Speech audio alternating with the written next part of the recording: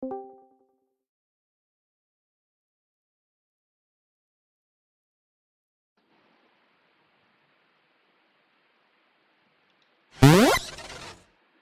guys, welcome to the stream. Today's a practice for Echo. We're gonna try to get some team comps together, hopefully. Um, this will be September 3rd, 2024.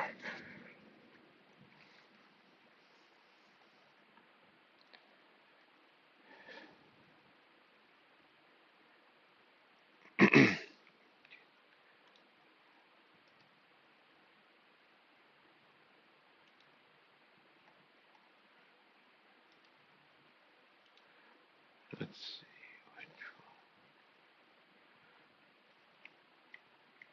Yeah, that's the other one. Okay.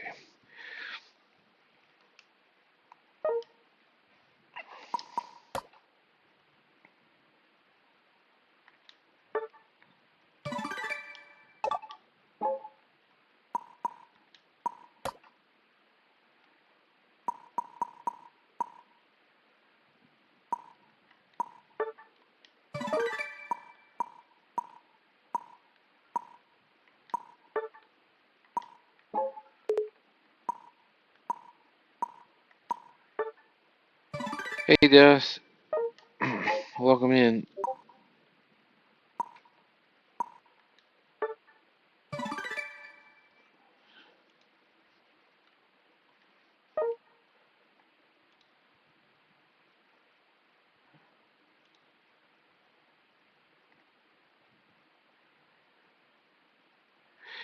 Yeah, I did.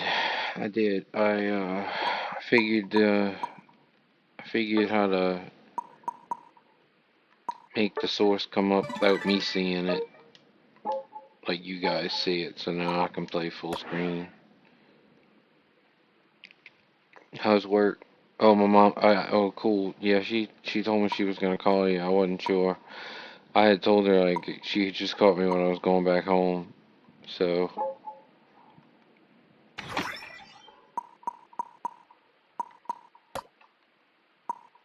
alright.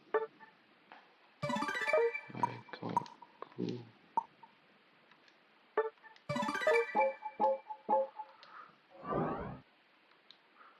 How was work so far?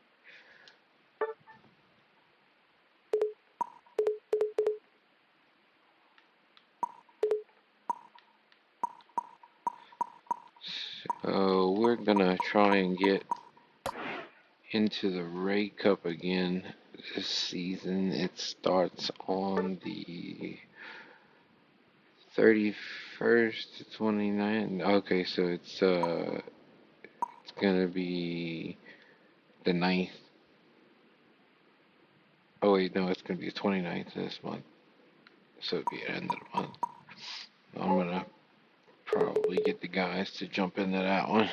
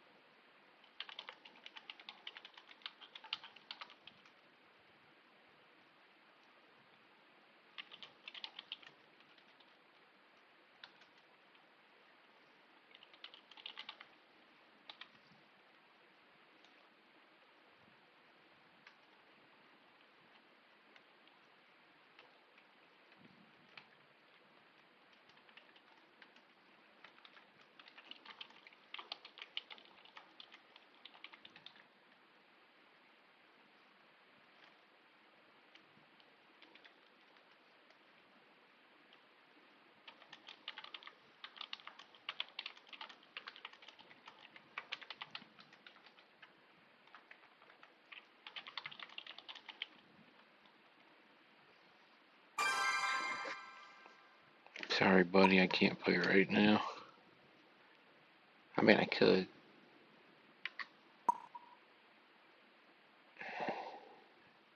I'm gonna save it tonight. hopefully, hopefully I can get some solid team comps out of the guys tonight. I've been wanting to try out some lane combos like Nine Tails and Mammo Swine because I had a really awful time fighting that lane, or like Azumarill and somebody. Um, just the lanes that you really hate the lane against that they could shut you down super early.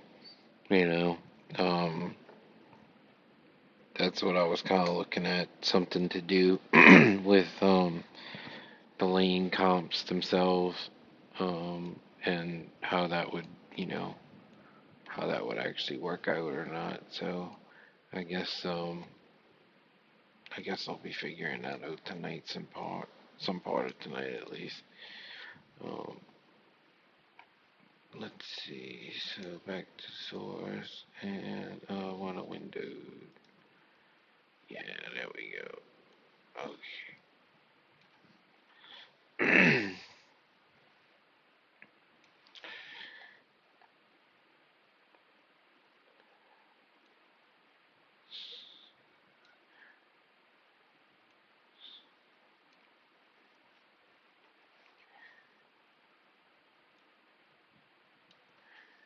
Oh no, you're good. You're good. That's oh you shit. You're my only person in here. You know, take your time. It's really not a big problem. You do what you gotta do. um, I I am just gonna wait for some people to jump in from my group and see what we can cook up tonight. Hoping let's see something. They still got that for sale. No, they don't.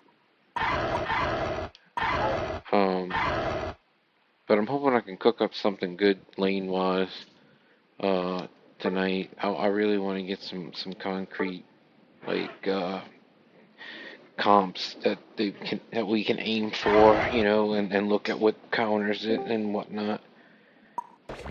Um, hey, Crease, what's up, Hey, buddy? is it? Are you guys doing a scrims or what are you guys gonna do tonight? We just doing practice. Do you need some one? I might need a +1 if you want to hang out. You think I'll be probably available for a part because I have to go drive for maybe like 20 minutes, then I'll get back. Okay. Yeah, if we have a spot, dude, just let me know and I'll throw you in. I appreciate it. All right, it's perfect. All right, man. Talk to you soon. Yep.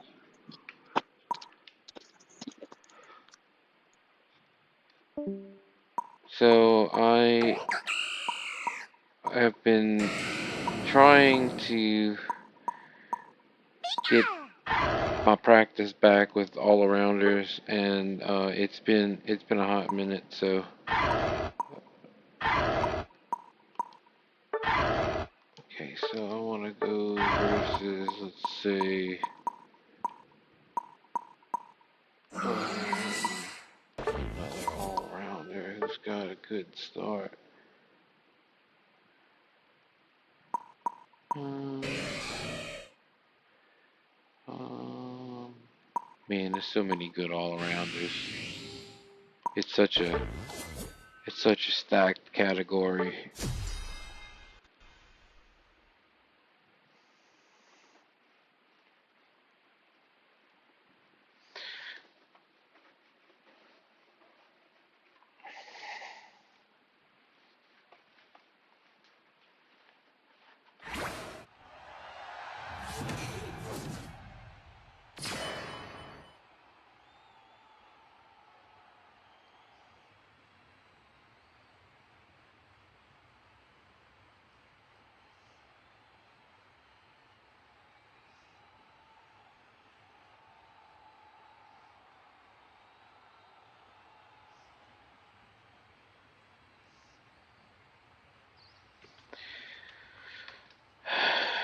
Yeah, no, I've been looking at just different people trying to see, what it's what I can do, maybe like a Garchomp or a Lucario or I don't know, even a Azumarill. I mean, a Azumarill is like super stacky. Um, that's a very mean person to fight against. All right. So Armor Rouge is the new Pokemon.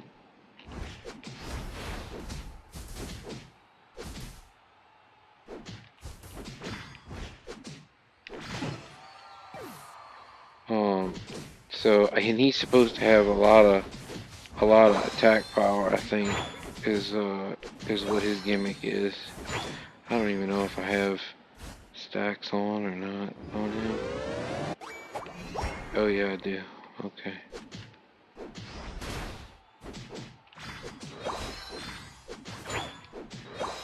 But yeah, well, Cerulege came out already, and I don't really know what Armarouge plays like. I can tell you that Cerulege is supremely gifted all arounder, especially if he gets a good start. He's super meaty. He can tear up a team.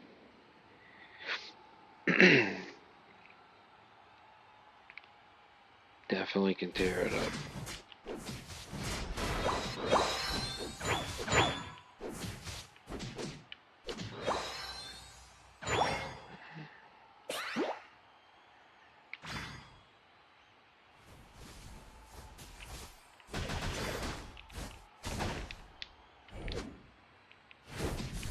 Ouch.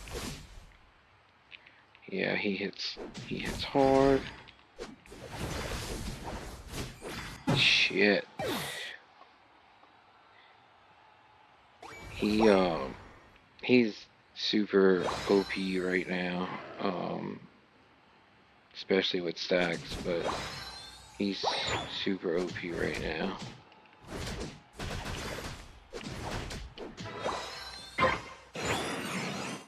Takes a lot to shut him down.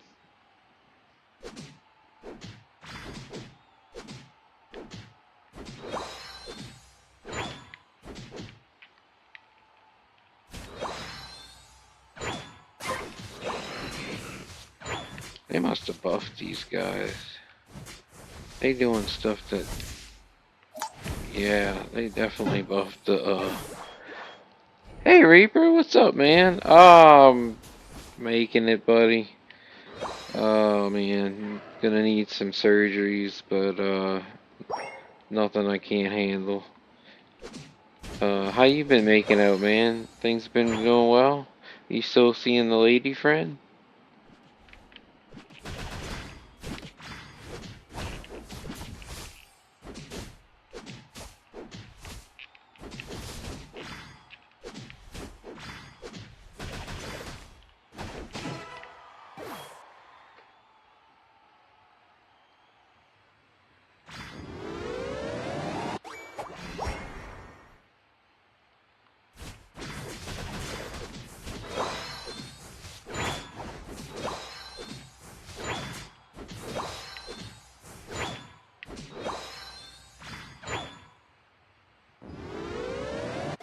Reaper, you remember Dessa, huh?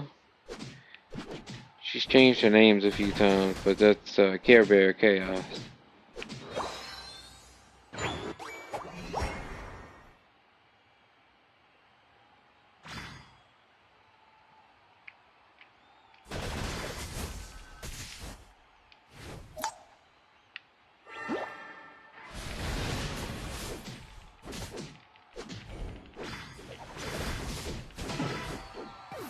Yeah, he's a beast.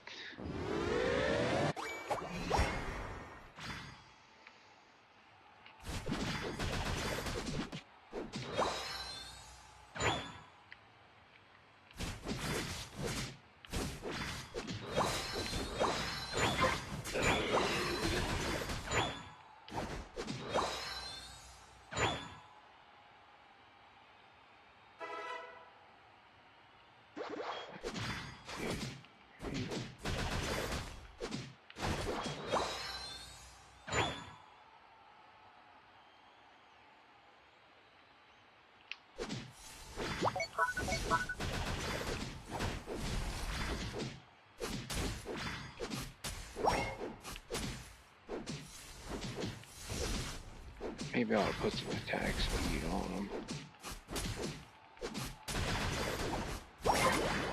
He's pretty quick, but I wonder if I could play him a little more like a chomp. But I'd have to put some meat on his ass. He's definitely gonna need to have some tankiness. Yeah, that's all I got lately, man. I just got an injection in my SI joint. My SI joint's been bothering me for over a year now, and it's been quite an uphill battle to get somebody to actually want to do surgery or do anything. I don't know why it's so hard to get anything done lately, but it has been. Um, but the um, the good part is the shot did help, and I'm not feeling the super bad sciatica I was dealing with for 13 months. But it's not completely gone, so they're gonna put a bolt through it, and that's gonna be the surgery for that. Um, the next thing that they're probably gonna do is my L5S1 because those are really giving me some issues along with the sciatica. So they're looking for a laminectomy for those. Um, and I guess whenever that gets all done, I found out that I have some blood vessels in my brain that's really constricting, and they want to do a stent like they do for your heart, but in your brain, and it might be more than one stent. I'm not I'm not completely sure. They wanted to handle the back stuff before I did anything for the brain, and I agree because I was dealing with the back stuff really bad. But yeah, it might help my migraines, which have been getting significantly worse. Honestly, I just went today for my Botox shot, and it was. I told him I was like I fell down the stairs on the 15th, and oh, I fell down the stairs on the 15th, and I knocked myself out, and I was doing really bad. Um, but I wound up, getting in there today and talking to him, and he was like, Gary, if it would have been something really, really significant like a brain bleed, you'd already be practically dead by now. And I was like, well, I kind of figured that much, Doc. It's been almost 3 weeks, And he was like, I'd still, if I was you, I'd go to the emergency room. And I was like, oh, yeah, nobody wants to be in the fucking emergency room, So I was like, oh, Doc, I don't want to be in the emergency room. I don't want to, have to fucking wait 6 hours to get an MRI for them to tell me your brain looks just as shitty as it did, 5 minutes ago. So I was on the fence about that, but that's about it.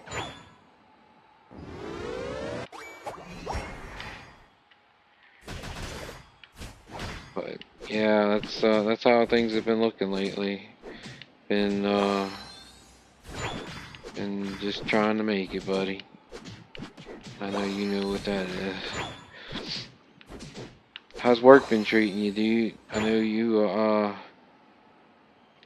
were having a good time last time I talked to you, and you had met some lady that y'all were kind of dating. Have you been playing much anything lately, dude? I haven't been on Twitch in forever. I've been using it for saving my replays for this game. I'm on a semi-pro. That's funny. I'm on a semi-pro gaming, I guess league gaming group.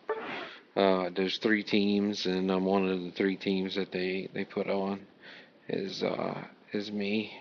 I'm one of the team captains for their second team. So every Tuesday, we're supposed to have practice, which we might be voting on a different day because some of the guys on my team are a little young, and they don't get out of school until later, and I don't like, want them to be having problems with school in the middle of the week, staying up late to play games. I want to make sure they're doing well and they're getting enough sleep because you only young once and they No, you're good. hey, what's up, bud? Hey, oh, sorry. I thought you were talking to me at first. I didn't have my AirPods in, so I couldn't hear you. Oh, okay. No, I'm streaming too. It's good to see you, Bonbon. I didn't think you were gonna make it till later tonight. Yeah, man. Snuck in at the last minute. I finished work early, so I probably can't stay as late. Uh-huh. Um, I wanted to get some time in with the team. Oh, well, you're not missing anything. Everybody is 22 minutes late so far. But Oakley dokley. um, if you want, man, we can run some duos. What do you? I never really got a whole lot of game time with you. What is your main, spot that you like to play? Do you have a main spot, or you do a little bit of everything? Yeah, I mean, I can. As far as like what position I like to go bottom or top. I can jungle if I need to, but I think there's people that are better and stronger at jungling than me. Um, but my mains are Pikachu, Dragonite. But I've been playing a lot of Delphox, a lot of Venu, ton of Venu recently. Um, Really? Okay. I've almost only played Venu for the past week, uh, and then had a good run with Delphox before I picked up the Venu. So trying to spend like a week Mm-hmm. almost with each new one I take on, Both are and really, then really strong. yeah, I needed to just they play close enough to my playstyle with Pikachu, and they're in the meta, so that's why I was Yeah, trying to they got reach so out to much. those. They got so much CC between the two of them, man. It's Hmm it's it's it's super good. That's what everybody is at the top right now. They're either a dive, or they have really good CC, and I feel that that's going to be a really hard meta to break right now. Yeah, and then I'm trying to learn Slowbro too. My Oh, dude, games I have not love gone slow, bro. very They haven't gone very well, but I'm definitely getting better at it. I was playing with I don't know if you ever play with Kreese, but I was playing with him last night, Yeah, and yeah. He might be coming he doesn't. tonight, actually. Oh, sweet. Yeah, he doesn't use telekinesis. I was like, dude, you got to use telekinesis Oh, in Slowbro. telekinesis is lit, dude. That's the whole reason. That's It's fun that. I mean, though. oh man, that is half the fun. Yeah. But then I showed him the telekinesis solar beam combo. I was like, dude, Oh, it's dude, it's just too good. it's just like shooting monkeys in a barrel, man. It's Hmm a good deal. Yeah, I was And you need. actually I was actually trying to get some team comps that's like a few different ones, like maybe like five or six, like rip comp, a dive comp, a normal, like what we would prefer, you know, Mhm. and then like a backup if you can't get what you prefer, or maybe you just want to switch it up, and then just everybody get like two picks because they can't ban everybody. You can't pick everybody either. Exactly. So I think if we just had two or three picks, all in the same position, that way it doesn't get all kind of wonky. But like in the same kind of position, whether you're all rounder or a dive, or if you're the rip, guy, I want you to stay on that kind of whether you play attacker or supporter or tank, and not that I don't want to play other things because I actually play a little bit of everything. I found it a lot more challenging if you can play a really good tank and then you got to play against a really good tank to know how to beat them. Like dude, Yeah. it opens up so many So doors. What you can get away with. What kicked your ass. I mean, I actually found that by learning more. I keep wanting to say champion because I'm so used to like playing Overwatch and stuff. By learning more Pokemon, it's not that I'm. It's not like okay. Um, for example, okay, Pikachu. I spend a million hours on Pikachu, but where my skill is with Pikachu, the hours have been more valuable because now I know how to beat Pikachu. So it's yeah, like all this exactly, time playing Venusaur. Yeah, I've gotten better exactly. at Venusaur, but what I've really learned is how to counter How to Venusaur. counter somebody, exactly. And only if you know what counters you, can you adapt to use that to your advantage or their Yeah. disadvantage in any way. Because I mean, like, Pikachu is one of those people that he can get in, stick you, and get out, and it Mhm. hurts. And he does it what on a 4 second cooldown almost. Yeah, I think 4 and 5. It's crazy fast, you know. And then to try and catch that little bastard is really His difficult. range is just ridiculous. So much range with him. You know, I liked him way in the beginning. I mean, like way in the beginning, like preseason one, and I got so comfortable with him that I was like finding that I wasn't really playing anybody else. So I started playing Blastoise, and I fell in love with that character. I played him for a long while. Him and Snorlax were my two main characters, and then I picked up Slowbro, and I just Man, Slowbro changed my life, man. Yeah, You could really fuck up a game with Slowbro. It's it's a game changer. it is, dude. And I didn't think I was gonna think that because see, if I always played Blastoise with Hydro Pump and Surf to displace people and used to play more tank for everybody. And I was like, dude, that's only on like a 6 second cooldown.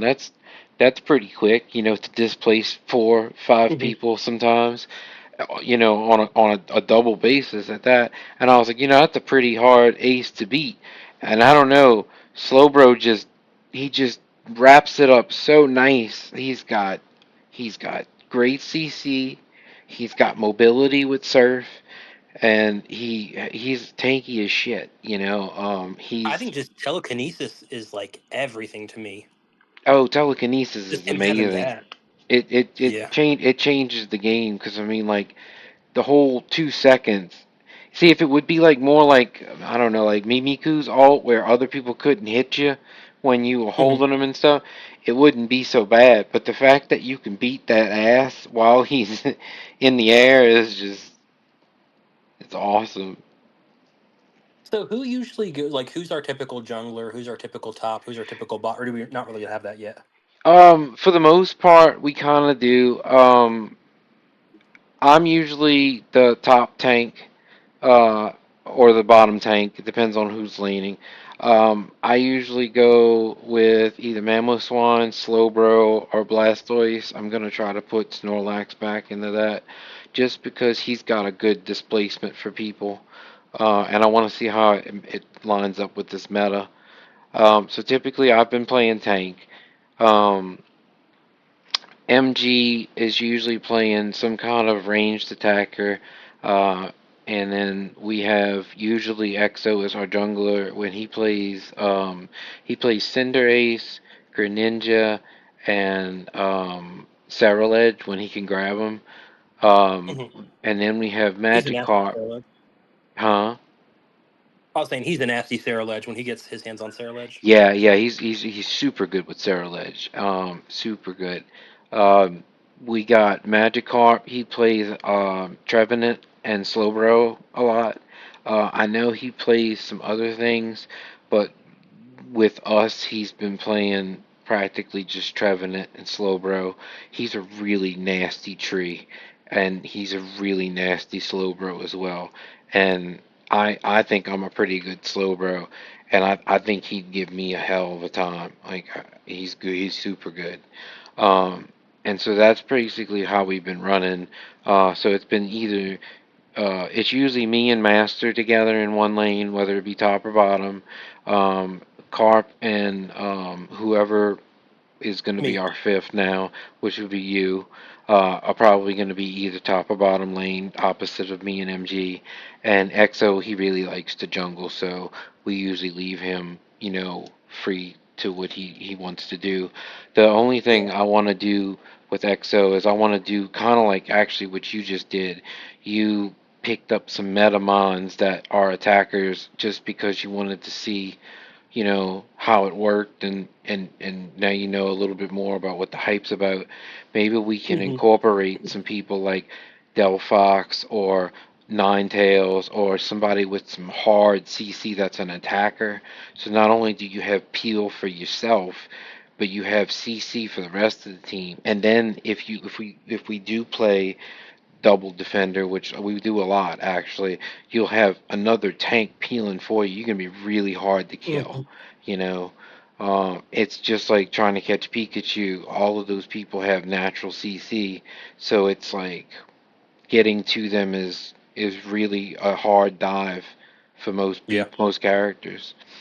Um, I'm actually gonna get with Tara. Tara, see everybody on Frost, they got the knowledge of like the mathematics behind it. They got the numbers. They know who's early monster, evolutions counter late game monsters and vice versa. Hmm. And see, I don't really keep up with none of that. And so I actually asked Tara if maybe me and him could get on a chat Friday, and I can pick his brain and write some stuff down so I can. I really do want to learn the stuff that the team needs. I do. It's not that I don't. I have a lot of medical issues, so finding time that I'm feeling well enough to do just about anything has been rough. I actually just came from the doctor today, and they're gonna set me up for an MRI on my brain because I fell down the stairs about 3 weeks ago. And Damn, I dude, I'm sorry to want, hear. yeah, it's been, I've been suffering with my sciatic for like 13 months, and Yeah. getting them to actually do anything more than like a test shot every few months to see if it was this or just that. I just finally got the SI joint injection mid last month, like right before I fell, and I'm finally not having the pain like all the way down my leg, but it's still there. So they're gonna put a bolt through my SI whenever they schedule it, and then they're Yeah. probably gonna try and tackle my L5, S1, L4, L5. I got um I got some visual disc bulge on the nerves, and they think that, and I'm pretty sure after this shot, I think it's all three of them that's bothering me there. Um, Yeah. and then I had a surprise. I don't know if I even told you this. A few people were in a channel when I said this out loud. So I found out that I have to also have probably brain surgery, and it might fix my headaches because I live with chronic migraines really really bad. Hmm. Um, so they found some vessels in my brain that's narrowing. Doesn't look like anything necessarily like a blockage or anything like that. It's just narrowing, and they're thinking that maybe that could possibly be part of my headache problem. And you know, I have no idea how it got like that. I know I got really sick working for NASA in a chemical lab and I couldn't smell. Is it something from being overexposed? I have no clue. But this is the first doctor that's actually noticed it, and I've been seeing people for the last 20 years. So I don't know if Wow. it's new or nobody noticed it. And you know how it is, man. Sometimes people you just got a fresh look on things, and Just a new that's point of it. view. Right. I can imagine the relief though after 20 years you finally find someone that's like, "Hey, I think it might be, there might be an answer or something." That's got to be just crazy to go through. Yeah, and so I had no idea actually about it. So like it was a complete shock because I was in there for my back, and this is only in the last few months, like the last year that I found out about it. And so I was like, well, damn, I'm super glad that I had to come here. However, it did take a super long time to get anything done because they're busy all the time. But I'm super glad I did because I certainly didn't get any relief from the last. I mean, I'm still seeing like one, two, three, four, five neurologists right now. Wow. I still see five. Everybody does their own little thing. One does my medicine management, one does Botox, one's talking about the brain surgery, one's talking about my neck being damaged. Sorry, four. I have four. Um, so, oh, cool. Tara might be jumping on. He's just getting home. Sweet. Cool, I just shot a cool. message out to Carp and Master in a group chat. If um, if for some reason like we don't have a lot of people or whatever, Uh, we can always try to pick Tara's brain and maybe just come up with team comps if you're cool with that. Yeah. I need Yeah. somebody to bounce ideas off of because I like to see the whole picture. And I don't always feel like if you're doing everything as one person, you don't have multiple different views. Usually, no matter how much you try to have multiple views, you're still going to Mhm. be, you know, only one person. And Tara's got that. He's obsessed with this game. I don't know how much you talk to Tara about it, but Tara is Dude, obsessed with this game. He knows I was about. watching a video. I was watching a video of one of their practices, and like it was quite. I think I can't remember where it was. I think somebody posted it on the Discord. So I was like, let me see what they do in their practices. Like, how does it go? What are they working on? And like, I don't think Tara stopped talking the whole time. Like, his knowledge is just He crazy. he can literally go on a monologue for like a long ass time, and I'm not trying to be stupid about it. He really can. He's super knowledgeable about it, and Hmm. he's legitimately obsessed. I don't know how he does it because he does it all on a phone, and it That's the crazy part too. I actually found out that he was using a phone, so I offered to mail him a laptop that I don't use right now. And so this week, hopefully I'll get enough money and I'll be able to mail it to him because I want him That's to cool. have um, something easier to do. And I'm sending him a capture card with it that I'm not Yeah. using, and so maybe he'll be able to stream it, um, to save his own videos rather than having to rely on Hyde, who's pretty soon he's going to be back in school, so he's going to be around a lot less. Yeah. Um, That's crazy. So were you Hyde and Tara like the first three to start the group, or how did that happen? well, so actually, Hyde, Tara, Sin, Ferry and Gasper started a group, and then I think Pokemon and then like I think one of I can't Punchline. I think Punchline came in later, but they're the first real few. And then Okay. I I seen a post somewhere. I was in a friend of mine's Discord, and I actually met her at NAIC. I live in New Orleans, so me and my daughter went to NAIC and had a blast. It was super awesome. So That's if dope. you get time, man, and next year it's going to be down here again. I don't know, how your schedule is, but dude, it's super fun and it's super affordable. It's only $25 a day. I think Oh no, wow. it was $25 for 3 days. I apologize. It was 3 days for 25, and me and Haley both got in for 50. That's what it was. And That's cool. they gave you a free bag, a free lanyard, um, a free pack of cards. If you did all of the little things, they gave you a deck of cards so you could play with your daughter. It's really like a half a deck, but it's like a starter deck. And so me and Haley That's still played cool that. though. Oh, dude, we had a blast. Like I wound up I wound up going into the shop and we spent a small fortune. Like I'm not gonna lie, the shit's expensive. Um, I wound up buying a shirt and it said XL. And I was like, it's a stretchy shirt, like, like the workout shirts. And I was like, ooh, I Mhm. like those, even though I'm fat. And so I bought it. And the next day I came back, I went to go swap it out because I tried it on and it was tight. And I found out it was a child's extra large. Ah, And so when I went back, this is just the second day, they didn't have a single fucking shirt.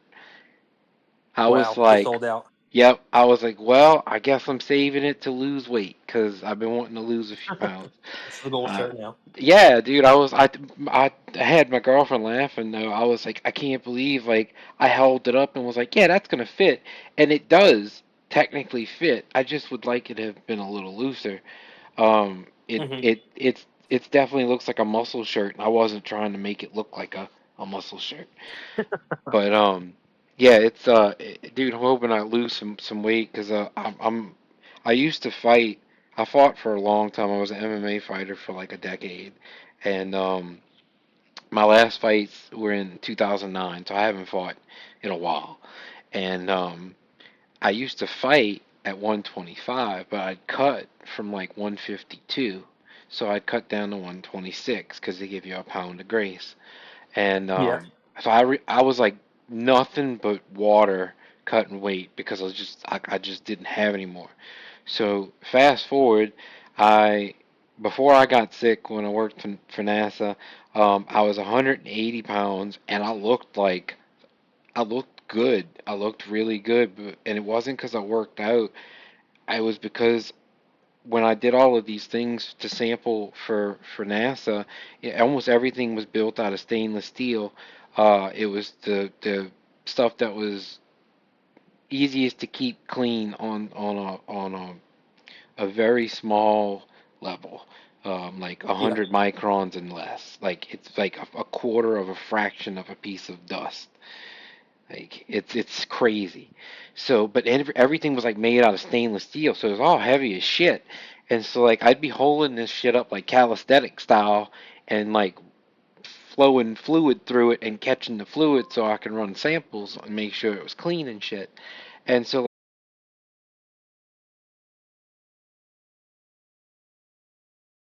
and I lived with an ice pack on my face. And Did I lose you? can you hear me? Hello? Hello? I'm on? Up. Oh, Hey, I can hear you now. You were talking, and then all of a sudden it just went blank. yeah, I got a message saying that my OBS studio was disconnected and reconnecting too. So I think my internet had might have had a hiccup. Ah, Um, so I wound up getting sick and I couldn't do anything. And what happened was I lost a bunch of weight. I couldn't even eat, and I got down to like 130. I looked terrible. And finally, when I started putting weight back on because I wasn't really lifting anything, it kind of all went to my gut. Now I look fat. And I'm so upset with it, man, because like I'm the same weight I was. I just look completely different, and I could kick my own ass for letting it isn't it? happen. Yeah, it's like the same way, but without the muscle. Mm-hmm. I Yep. used to wrestle in high school, and I Oh, was so you're wrestling used to at. cutting weight. You poor bastard. Yeah, I mean it's been. I'm 30 now, so it's been a while. But yeah, dude, we wore the trash bags and everything. So I wrestled Yeah. at 192, and I wasn't. I guess I had baby fat. I played football too, so I was a little bit bigger. I was like 6 foot, 190, and I was wrestling under the 192 class. And then I was going up against kids who were like taking wrestling really seriously. I was kind of just doing it in between football and lacrosse just to like do something. And then I was going up against those kids that were like 192 weight class but cut, and Yeah. they were tossing me around, dude. Wasn't even close. Chubby Damn. 192 is very different than a ripped 192. Oh, absolutely. Dude, I'm so upset with how this went down. Like as soon as they tell me, hey, we can do something about your back, and hey, we can do something about that knee, dude, I'm gonna jump right back into it because I'm so sick of looking at this, and I'm not really this lazy. It's just everything hurts. I just, Well, it's kind I of don't like know. you were talking about, like back when I used to have a physical job. Yeah, it was easy. You didn't have to make the time to work out because your job was Your keeping you in job was shape. physical. Yeah, yeah. Yeah, now I work from home, and it's like going up the stairs. I'm like, I out of know. breath. And dude, Yeah. it's so crazy because you like, you think about it and you're like, damn, it doesn't even really seem like it was that far ago. But Hmm. see, like when I left NASA, it was 2017 in April.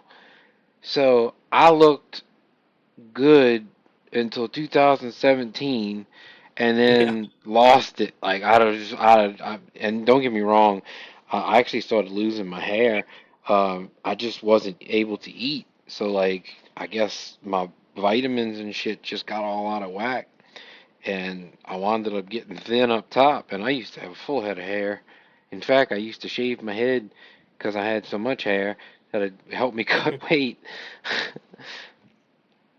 But yeah, dude, I tell you, Yeah. you guys, man, you guys used to cut weight on like a routine based. I don't know how y'all did it. I just I mean, it dude, was so dangerous, it especially for the is. kids that were serious about it. So It is. dangerous. Mm-hmm. I remember I helping my had two of buddies my throw up friends go to the in the bathroom. hospital. I Yeah, had, yeah, dude, I don't know the guy, but I know he's a friend of a guy that we used to train together. He died. His body damn. went into shock, dude, and they found him way too late. Way too Yeah, late. that shit's just scary for a Yeah, high school sport too. exactly. And man, you just you don't want to ever see that nobody in this position. Like, no parent should ever have to bury their kid, Yep. and you think you're doing the right thing as a parent, but you, I mean, like, you don't, as a parent, you never think of that kind of shit. Yep. Yeah. So I know that you said you have a daughter. I have three stepkids, 12, 10, and 8. And then we just found out that we're pregnant, so this will be my first baby, and that'll be due. Congratulations. Yeah, thank you, man. So we're just so excited about that. But yeah, my 8 year old stepdaughter, she just went to Hawaii on vacation with her dad like a Uh-huh. week or two ago, and that's whenever they were having the Pokemon championships there. So the whole airport was decorated like Pokemon themed, and she's just now Cool. getting into Pokemon. And so it was such a cool experience for her, like to get. She didn't actually get to go to any like of the events, but just seeing the airport decorated in Pokemon, she was like freaking out. Dude, let me send you some of the pictures. Dude, you gotta see these. NAIC was lit. They had full blown like people in mascot suits and shit. It was awesome. Me and my daughter had a blast, dude. We really did. Yeah, that sounds cool. It was so fun. So You want to fun. run some duos while we're waiting for everyone else, or you want to wait to hear back from Tara? Tara said he had just got home, so I was assuming he was gonna be Mm. just a second, but um well, I'll show you. They had a giant Pikachu, they had giant Eevee, they had all kind of like cutouts and I mean it was just fucking awesome, dude. It was so fun. And when she seen the giant Eevee, she she was just having the dude. She was Cloud9. oh absolutely. She was absolutely in her element. It was Getting to share things that you loved growing up with your kid now and them loving it is like nothing is cooler. isn't that fucking awesome? Dude, Hmm. we were playing the Ninja Turtles game, the new Ninja Turtles game. I don't know if you've seen it. No, I It haven't. she went on. I called her Magic Pixel. She went on a killing streak of people and just would not die, and it was just the coolest shit. She dude, she saved my ass multiple times on that game, and I was just like, God damn, I'm That's so sitting cool. playing the Ninja Turtles with my daughter. It's just never thought of that when I was her age. How you were gonna be Yeah. sitting doing, and what you were gonna be doing. Like to be doing Hmm. something that, like you said, you enjoyed. Oh, Master's up. He's he's gonna join soon. Cool. Cool. I mean, I know, like, him and Magikarp's got school, so that's another reason why I might vote to, like, maybe we can change the day that we do the things, or maybe we could just do it on a Friday and Hmm. basically just kind of like make it to where it's a little easier for their school schedule. Yeah. Because we want Yeah, to we want to take it serious and do well, but we also want to have fun exactly, and enjoy it exactly. and not make it Yeah, stressful. and I absolutely believe that when you're very chill about something, and you're having a good time, you absorb a lot more, rather than just Yeah. being like forced to just I gotta learn this, I got a test to take, and I gotta do X, Y, Z, and it's just it's too much to it's too much when you got that kind of stress on you to be forcing things, and it's Hmm. not just a few things anymore either. Like we're trying to play at a competitive level that's very changing every week almost. It seems like like they're constantly adding patches, balancing patches, doing this, doing that. Dude, I couldn't deal with that shit if I had to do that. To stay up to date with it is tough. I can't even get up to date right now with it because I'm legitimately that's what I'm gonna ask Tara. Like, hey, can I pick your brain about this guy and XYZ and this why is this his counter and stuff like that. I'm hoping. All right, I had to save them here. Pictures are gonna upload now. There we go. But dude, like they were legitimately like life size, like stuffed That is animals. so cool. Dude, it was So it awesome. came like everything. There's a gigantic Pikachu. Oh, hey, it's not in there. Yeah, look. Oh, so it's download. There's a gigantic Pikachu too, and he's fucking dude. He's got to be like 40 feet tall. It's crazy. That is so cool. Here, here it is.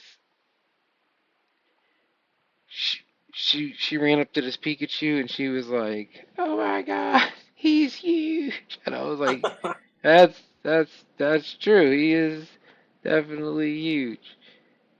So I just sent there's an emoji over her face because I sent it to a group of people. Um, Oh, but it's like a cutout of like a pop figure, like a Pikachu pop figure at the airport, and she that's got to take a picture of cute. that. Oh, that is so cute. My daughter would have loved that. Yeah, it's pretty cool. There's the Dude, I just saw the that's giant Pikachu. it's huge. Dude, he's huge. I wanted to see a giant Snorlax so bad. I was Yes. like so disappointed they didn't have a huge Snorlax. Hmm. That would have been so lit. But yeah, we had a blast, man. It was worth every penny. We definitely had a blast. I hadn't played like any Pokemon content in a really long time. And then when Unite came out, I started to play.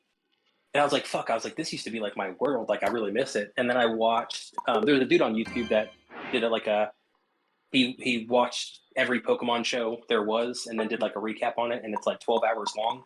No And so I shit. watched that. Yeah. So I started watching that. And like, it just brought back all the memories. And I was like, shit, I was like, I really forgot how much fun this was. Well, that's kind of how I did it. I wound up uh, getting into Unite, and then I wound up grabbing Scarlet and Violet, and I was like, man, I really like this, Same. and Yeah. I just I just never could get I'd play other games, but I'd always come back to it, and Hmm. actually I didn't get to finish telling you earlier. So Tara and Hyde and them were looking for a sub, and they put up something in one of the girls' discords that I met at NAIC. And so I responded and said, "Hey, I'd like to try out for a sub spot, just something to pass the time." And Hmm. kind of, I'm waiting on disability, which has been forever and a day. But I'm not really doing much else with my life at the moment. I'm still waiting on help from the doctor. So I was like, "Fuck it," I might as well try to do something as a hobby, and Yeah. it's not like you got to pay for it or anything. So I had tried out. Well, they messaged me back the next night and they were like, "Hey, we really liked you. You try out. We really thought you had a good knowledge of XYZ, and we thought you would fit really well." And I was like, "Great." And he was like, "Well, how would you feel about having your own team?" And I was like, "What do you mean?" And he was like, "Well, we're thinking about expanding to have two teams." And I was like, at first I told him I'm not sure I can do it because of time. A lot to I take didn't. on. Yeah. Yeah, and I didn't know what managing a team meant now as to managing like people through life. Hmm. Um, and And so he was like, "Oh no, it's very flexible and everything." He said, basically, you'll be team captain of our second team, and you'll be able to to do tryouts for everybody you want on your team and everything, and we can and see how it goes. And then on certain nights we can scrim, everybody can swap up and goof off and have a good time and learn. And I was like, Speak of that's the so. legend himself. Yeah, he looks like he just came on. Um, I Hmm. can't believe he does this all on the phone. Yeah, you. I can't believe you still do all of this on the phone. I was just telling Bon Bon about the laptop. I was like, dude, he's gonna be so happy to fucking have a monitor. Yeah, no, doing Discord, it's harder during the tournaments because I got to do Discord, the game, and the browser for StartGG and all. I do all that shit simultaneously on mobile. Dude, what phone That's do you insane. rock? What phone are you Pixel rocking? A Pixel Pixel? 7 Pro. Dude, that sucker must have some horsepower under the hood, huh? It's a killer. Yeah, it's pretty good. Damn, that's I just crazy, convinced dude. my dad. I just convinced my dad to switch over to Apple from he had a Pixel 2. He's had a Pixel 2 for like the past Mm. what 6 or 7 years, as long as they've been out, and Yeah, you just it was a made life value big go change down. for him. Oh, yeah, he was like, "Yeah, they're going to reward me because I've had it for so long. So aren't they going to give me like a good reward for trading in?" And I was like, "No, dude, they don't even want your phone anymore." Hell no, it's been way too long. Go Hmm. cat, go, go, go, go, go, go. Get off me. That must be a seriously beefed up processor in that phone. That's all I can say, Tara. Big screen Hey, too, right? are you gonna be able to use your headset with the computer now, or you can still use Discord on your phone for the talk? Uh, 'Cause it I have on an the phone. adapter wire somewhere around here that takes it from one cord to two, so it could plug into the mic and the headphone part. It it has a 3.5 millimeter I think so. Let me look. It's been. I think it's got a or a 3.5. Let's see. One, two. There, I made Venu my newest one I've learned. I've committed hard to like playing him for like the past week. So Venu. yeah, trying to definitely expand my Pokemon. Yeah, we were actually talking basically about you and me picking your brain about the meta picks because it does have a headphone, but it's only one port. So I don't know if it's a microphone headphone port or just a headphone port. Right now, my headset mic is a combo. I don't have a I You had a don't have a Big Edge. single? I don't have a single anymore. It's two Th- for one. They got an adapter that'll bring it back down to one, but you'd have to know, like you'd have to go Google the exact headset you got because like sometimes there's the two ways you can wire the headsets, and sometimes one don't work for the other. Right. I found that out the hard way through life. Many headsets. But yeah, so did you look up to see if the capture card's gonna go out from your phone?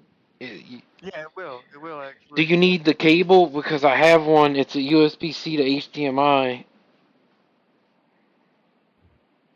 USB-C to HDMI. Oh, is that what I would need to use? I don't know. I was curious. You're the first person I know to try and stream from a phone, so I don't know. Because the input's an HDMI, isn't it? Yeah, I'm Mm-hmm. sure is. I would have to do that. I'm pretty sure. I'd have to do a little bit more googling, but I think Well, yeah, I think you're let right. me know because I have a cord and the cord wasn't cheap, so I'll send you this one so you don't have to buy nothing. I'll have to look up the type again. But USB. yeah, I'm super excited to see how much easier things are gonna get for you. I'm hoping. I hope at least. Yeah, it'll be really Dude, I cool, especially. swear I had no idea you could do that all from a phone. Like, I'm impressed. Not that you just did it, that you got it to work and pretty well doing it, dude. That's fucking. You should be Yeah, doing commercials for that phone. that's why I'm selling them now. That dude, you probably could sell ice to an Eskimo, honestly. I guess.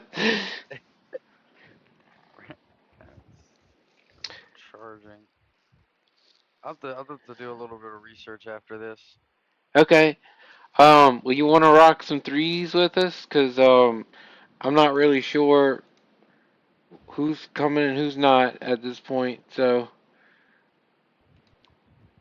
Yeah, that is cool. I'll rock some threes. We have a scrim set up for tonight with Team GoGo at what 8 p.m. Central, so 2 hours. 2 hours. Oh, dude, we ain't gonna be that long. My my goal for tonight was really play a few games, cut up, and I'd really like to help make like a few team comps, like our default like one and twos that we really like.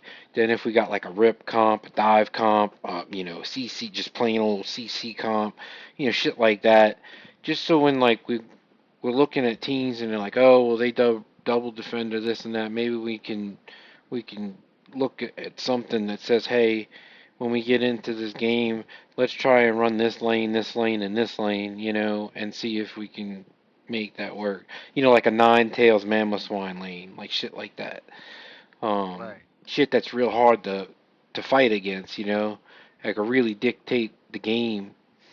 And honestly, I was just telling Bonbon, I was like, I asked you to talk with me on Friday possibly about picking counters and figuring out who counters what and what we can do like with those team comps and what we need to look out for when we pick those team comps.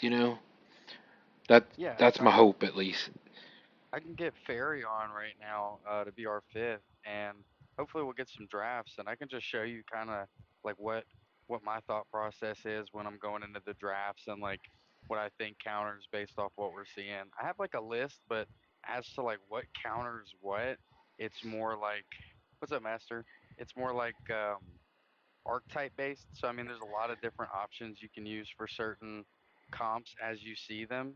But yeah, I can get Ferry to pop in with us, and we can five stack, try to get a draft, Yeah, and that'd I've be got a awesome. She's on right That'd now, be dope. or she's playing Stardew, but I just messaged her and she said that she could hop on. oh, Stardew is so lit. Yeah, they've been a couple of people in the Discord have been playing that the last couple nights, I think. I I never thought I'd like a chill game. Like I like action games and shit like that, but I do like other things as well. But I never seen me playing something so chill as like a Harvest Moon again, since as an adult. But it really is a lit game. Yeah, it really is. Dude, the game's been out for a while. I can't imagine how many games they sold by now with that. Because it's on like every system and PC. Did you ever play Breath of the Wild? Yes, Yeah. yes, Dude, it's one of the few I've beaten. it's one the most perfect game ever, and two, like it's if you want it to be a chill game, you could do some chill stuff in it. If you want the action, you got the action. I started to play the second one, and I'm not very far in it. But I'm really hoping to add some more hours to that because I really fell in love with the artwork. Honestly, I mean, it's a very simplistic, you know, Hmm. art, but it's so pretty. The colors that they chose to go with. And that's I actually I played Tears of the Kingdom, not Breath of the Wild. Oh, okay. Yeah, Breath of the Wild was one of most of the Zelda games are the few games that I finish. I have a habit of buying too many games before I finish anything, and I've Yeah. got shit that's on PS2 that's still unopened. It's crazy. Like I don't know how I let myself get to that. How did it get this bad? Ferry should be hopping in here shortly. Master, are you Thanks. getting on? Okay, I just saw your message. Bet we got a lobby made. You want me to type it for him? Let's see. It is. Nope, I got it. Oh, Tell it's him right now. hidden. Oh, I forgot mine are hidden. Yeah, thanks for grabbing Ferry and thanks for coming to help me, man. I appreciate it. No problem. Yeah, like getting you because I'm recording this right now. Getting your thoughts of how you think to do the draft and being able to go back and watch this is gonna help a lot. Hell yeah. I really appreciate it, dude. 'Cause that's one thing I've been really wanting to get done is like kind of a draft how to, so to say, and maybe like see like who's good early game and like who's a late game monster and stuff like that. I really need to like just pick your brain one night and so I can try to catch up with you guys. Well, like, so like a base, like there's certain like abnormalities to each like the special mons, but the base kind of thing on like whether or not someone's good early or late. I bet I that's fair, isn't it? What's up, Barry? Hey Fairy, you Sick. kidnapped me from my farm. Yeah, I'm we did. sorry. I love that game. That's such a good I was game. playing I was playing with Zara and I. Um, the kind of the general thing to look at when you're looking at early or late is just like first Evo. I mean, first like power spike.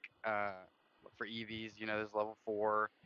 We got a bunch of level 5s like Mimikyu, Zoroark. All of these people when they hit 5 is when they either get their Evo or first power spike. Then some Uh-huh. special cases like Meowscarada, while though she does level up and evolve on 5, she's a 3-stage Evo mon, so she doesn't hit her spike until 7. So 3-stage Evo mons like Venusaur, Cinderace, all So do I. yeah, Decidueye, all of these won't hit their spike until 7, so they're considered late game or scaling mons. So it's like a perfect comp has a little bit of both. Sometimes you might opt to make your entire comp a snowball comp, which means everyone on your team either hits their spike at 4 or 5, and your whole goal is like I'm going to win early. But if we don't win early, they're probably going to win the game. Or you Mhm. put it in reverse and you're like, I'm going to make a complete scaling comp. So everyone 5 to 7. 5 is like the middle ground. So fives go good with either one. But if you make it all 7, then you're saying, well, if they snowball us from the early game, then we lose. But if we can survive the early game, then we win the late game. So there's like you could be an extremist, and go all one way or all the other. And I mean, people have dubbed with both ways, but generally a safe way to comp is to have a little bit of both. A little bit of Yeah, both, huh? right. Two or three early game and 2 or 3 late game, and that could be in any combination. It could be 3 late game carries, and then your light bulbs are early game, and their whole job is just to get your late game guys online, or it could be maybe your tank line is late game, but your damage is early. Mhm. So there's many different combinations, uh, but it's kind of like comping is something that you can't really like take into a game and be like, well, we're gonna do A9, Mamoswine, Mimikyu, uh, Cinderace, and Blaziken or something. You can't like before the draft even begins say these are the 5 mons we're gonna play because this is a good comp. Because every comp has its own weakness. Like high damage, high late game comps lose to dive, early dive. A good example of this is when you see 3 squishies on your team and then all they had to do was build a speedster. Um, Snowball comps generally beat hard scaling comps, as funny enough as it sounds, just because of the way that snowballing works in this game with the experience leads. But that What do you? is, I'm not sure. I'm following you on that one. Could you explain that a little bit more? what do you mean? The Snowballing? The snowballing with the experience lead? You mean like you mean like taking experience from the other opponents, like jungle and No, stuff? no, like when you get kills or when you win farm, and you get that like level or two lead, snowballing comps are made to get that early big lead. So like by the time you hit four on a snowball comp, you're online. You got Leafeon ganking whatever it is, and his whole job is to win that early.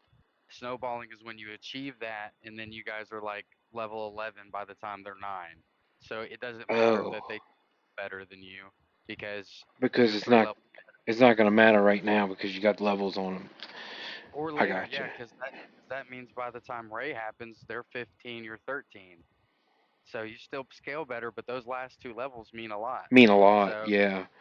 right. So there's different like strategies that play into that, and so kind of how um we tackled this like issue or how to learn this as like because it's you of course or your shot caller um needs to know this the most because they're the ones calling out for who to pick what Hmm. but each player needs to know this about their own role as well because one person, me or you or whoever, isn't going to know all of Comfy's best and worst matchups, or all of Zoroark's best and worst matchup. It's impossible for us to sit and learn every matchup in the game. There's over 1,000 like combinations. So Right. of course we want a general idea, so that when we're calling comps out, we have a purpose, and it's like we know what our win condition is. But if each player is assigned their role and they can say, well, I'm the team support. These are the five supports that are in meta right now.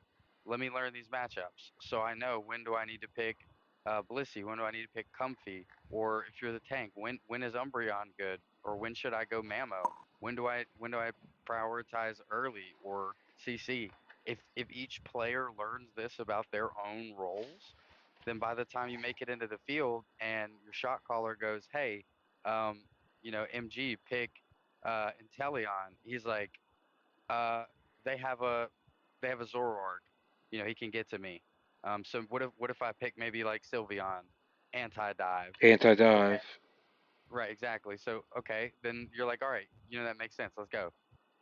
So it like, and this is something you continuously just get better at as you practice drafting. But if each player knows what role they're going to be playing, and then they learn the purpose of these roles. Like let's take Fairy for example. Fairy's our attacker. Fairy, what are the two like big differences of mons that you'll play? Like what are the categories? I have the dive attacker and I have the sniper. What do we call them? What do you mean when you the Cannon. cannons, the Yeah, cannon, and the team fighter, the diving one, anti-dive. Yeah, and also the anti dive. I feel like no, I feel right, like the anti dive is a whole different one. That's the EVs, if right, right. anything. So technically, there's three that we really utilize, and we kind of Yeah. break it up like this for like easy memory. But you got your cannon attackers, which is like your glass cannons. You have anti dive and you have dive. So glass cannon, your cannons will be the ones that have very high damage, no mobility, and they pretty much need a bodyguard. This is Venusaur, um, Delphox, Chandelure, things like this that are really really good, but they're pretty close to the fight and they need like peel. Anti dive is anyone that works into like against the dive comp. So Sylveon's an example. She gets dove on, she presses ult. That's anti dive. Espeon's one. She jumps on, gets jumped on, she presses ult. That's anti dive. Dive attackers are the ones that want to play inside the fight but have mobility. So Cramorant, um, got my brain's faded. That's the only one I could think of that. But yeah, Cramorant is pretty much Mimikyu, right? not an attacker. Oh, I got you. I can't remember. I'd have to look back at my list, but Cramorant's pretty much the S tier of the dive attackers, and Oh, I mean, like it's Maridon when he's in his tire form. Like it's just people who have high mobility and they want to jump into that fight. And so, if there's only those three archetypes in an attacker, and Fairy knows, okay, if their team is a dive team, then I build counter dive. If their team doesn't have dive on it, then I build cannon. If their team is full of squishies and we need dive, I go Cramorant. And so without me even having to tell Fairy, um, you're gonna pick Cram, she can look at the enemy team and say, well, there's three squishies on their team, and we haven't picked a dive yet. We don't have any dive mons. I'm the last pick. Then we need Cramorant. So if it kind of goes with homework. Like everyone's homework has been whatever role you fill for your team. Look at the top charts, the S and A tier, and pick up your metamons. If you've been doing your homework and you have at least half of the five or six maybe listed for your role down, you'll probably have already realized that each one of those fall into kind of a similar category. And this isn't just attacker. This is tanks have either anti-dive, which is peel, dive, which is obvious, or team fight, which is you're just a big takey bulky guy. So pretty much every role falls into this. Supporters is a little different. They have early game supporters, late game supporters, and then healer. And it's like uh, all rounders is bruiser, um, diver, and sustainer. So each of them have like not too many different options. There's like three, and they all kind of win against each other. So uh, we'll play a game here, and I'll just kind of show you as it goes, like what's going through my head. But for the most part, like the first mon that we pick is our carry, the one who it doesn't matter if it gets counterpicked. Most of the time, it's going to be your all rounder. Or if you're second pick and they've already picked their all rounder, you could opt to go ahead and grab your support or tank combo. You want to pick these guys up top because it's harder to draft against, Against that. right? Because they don't know that you could build anything off of that. And so if you leave your jungler and your um, attacker for those last two slots, those are the ones that are highly counterpicked against. Or like if you play your attacker, they obviously can identify how to beat that attacker immediately because it's the easiest role to counter. You just make put a speedster in or put put a Celerouge in. So uh, you kind of identify what your priorities are before you go into the draft. Example of this for us, the last couple of weeks has been if we're first pick, we're prioritizing Ceraluge. If we're if they're first pick, then we're going to prioritize Gyarados or Blaziken, and it just depends on what we see in the bands and the which like setup we go into. Normally, we'll try to take like a slow bro ban because a lot of the comps that we're practicing right now are divier. So it's Hmm. always someone that we're fine getting out. And then the second one we pick is based off of what their ban is.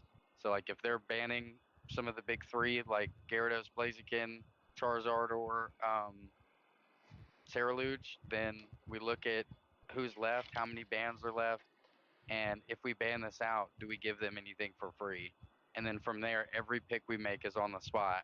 So yeah, if y'all want, we can hop into a game real quick. We'll just kind of go through it Hey Tara, as it is. what did y'all do exactly to practice your draft stuff? You had somebody had told me y'all like basically drafted all night long one night. What did you do? You went into like a created game with the bots and just drafted against the bots? No, we just played ladder. An idea that I do have for the next time that we scrim each other. Hmm. Um, which another team came up with this idea is while we're scrimming, we just start the match, do the draft, and then quit as soon as the game starts, and do that about 10 to 15 times before we even play a game, and Oh, I you'll like have that. draft. Yeah, so next time I've been having this plan for a minute, but we've been needing players. But next time we get a scrim together, that's going to be the first thing that both of us do together is we're going to practice draft. Um, But Would yeah, you we just mind? Would you mind if say you record like your version of your draft so I can come back? Because I wrote down a bunch of this shit already. I'm gonna go back and watch this again and try to write down a little bit more that I missed. But like I'm really trying to learn this stuff, and I'm one of those people like if you see it done once or twice, you can do it. But I do like to do my homework. yeah, that's what I'm saying. Like, and uh, we'll try this out here in a second in the draft, so you can see it firsthand. But also Hmm. tonight, during the scrims, when we have all Pokemon unlocked, you'll really see it happen. So if you want Okay. to jump in and just watch and listen on the scrims tonight, you can. Cool. Yeah, if you don't mind, I'd like to do that. Yeah, yeah, no problem. If y'all are good, we'll go ahead and start this one up. Yeah, I'm good. Everybody good? Oh, wait. Before I do that, let's identify who's playing what role. So, have you guys gone through and See like that? assigned everyone a permanent role? No, see that was another part of my conversation tonight. I wanted to do team comps based on people's permanent role. Like all rounder, tank, support. We got a lot of people who play a lot of things, and unfortunately, sometimes it goes all the way from tank to attacker to jungler, and it's just one person, and the only person I think I know that really plays the same role is Magikarp. He legit plays tank almost 90% of the time. Right. We had the same thing at Frost And where that's where a part of my problem is right now. I don't know how to prepare myself or my team for stuff that we haven't decided yet is where I'm at. yeah, so no prep necessary. This was the same thing was happening to us. I identified that. Um, Me and Ferry swapped a lot. The only person that really didn't swap was Gasper, and he was on our tank. So Tank, similar okay. story. Um, we just every time we would like perform badly in a role, people would swap around to see if we could fix that, or if we didn't like the way last game went, we're like, well, I could play attacker, you could play speedster, or you could play all rounder this game, and we just kept doing that, and we weren't getting anywhere in meta practice because we were all playing different roles. We Yeah, weren't getting anywhere drafting because all of us could play maybe two or three things per role, so then we had to right. figure out who's playing what and then who's playing what Pokemon out of that list, and it's way too much, especially when you're in the middle of a tournament and you got to do all this in 10 seconds before you make your picks. So See, like, that's what I'm having the hard trouble with. Like I got it written down like to get with everybody and get a dedicated role so I know about what they're gonna pick. Like my you know how you saying like I get what you're saying, like you can't write down your ideal draft comp, but you can get an idea of like the five top people they play in that position so you can at least know counters for just, on and off for things. so But I don't so have all of that. even beyond that, like a player can't even successfully be doing this homework without knowing what their role is, because that's the beginning stages when you're like, well, I'll have to use Fairy for example again. I was like, well, okay, I know Fairy. She plays Espeon, and she could play Venu, and she could play Delphox. So if I have her on her attacker, I'm in my brain. I'm like, okay, I'm gonna get Fairy on one of these three. So we stopped that recently, especially when we have all mons available. Mhm. It's whatever I call out, that person picks. That you have your meta list. I've given everybody, even across all teams, the meta list, so everybody has access to it, and that they've had this homework constantly. Now, for most players I know, like when we were swapping a bunch, I kept going back and forth between learning speedsters and learning attackers, and then I would work on speedsters for 1 week, and I'm like, well, I guess I'm our attacker, so I'm gonna learn attackers, and so I never progressed. So I actually went through like one day in practice and I said, okay, Fairy, you're our attacker. I'm our all rounder. Gasper is our tank. Hyde's our support. And Sin was our jungler when we did our swap. And we said that. We were like, this is your role. This is what you're playing. and then now you have your homework. And then since then, look, again, Fairy's here, so she's going to keep being my example. But since then, it's not, I have to think about, okay, Fairy can play one of these three, so I'm going to pick one of these three based off what they're saying. No, now it's I look at their team comp and I go, oh, they're a dive team. Okay, Fairy, anti-dive. And she starts hovering the anti-dives. And then I'm like, okay, Espeon, let's do Espeon. And she's on it. Or even though Yeah, I she's purchased all attackers. yeah, I own like them all now. a player can go through and purchase every time they get 8,000, 10,000, 11,000 gold, they can now be buying the next attacker on their list, the next all-rounder, and then they have it. Fairy doesn't play a lot of Inteleon, but guess what? We get in those practices or in those scrims, and I'm like, they only have one dive. We could use a cannon, but someone that's safer.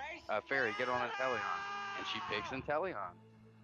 And just because she hasn't played it before, that's the one fear that you got to kind of get over, both as a player and as a team, is I'm not comfortable on this mon, so I can't pick them because that's not how you get comfortable ever. You have to play that mon and fuck up, and playing it with your team is a way better way than I might get an Inteleon game in tonight at like maybe like when I'm playing my solo queues and I'll try to learn it for my team tomorrow. That shit's not gonna happen. You're gonna play it once or twice and then still be uncomfortable tomorrow when your team practices. So you in caution during your practices, you have to be like Vaughn. Um, you're playing Chandelure this game, and Bond's got to be like, okay, and then he picks up Chandelure, he plays it. He couldn't hit a lot of his flamethrowers, so now next game when you go, hey Bond, guess what? Cannon time, Chandelure. Bond's going to be thinking about those flamethrowers, and then 5 or 6 games down, he's done, and now he's winning solo queue games with it, and then that's how you get comfortable with the Mon.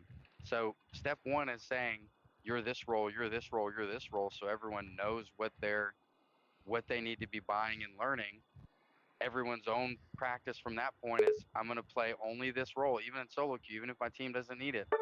If I'm our supporter, I'm playing our supporter, or whatever it is, and you're practicing those in your own time, and you're buying more mons of that role because it's been weeks, like I mean months now. It's been months since everyone, at least with our first two teams, has really come into these training sessions together, and if you've had months, if you haven't been able to purchase new mons for your role and start working on your homework, then it's been you that's holding you back.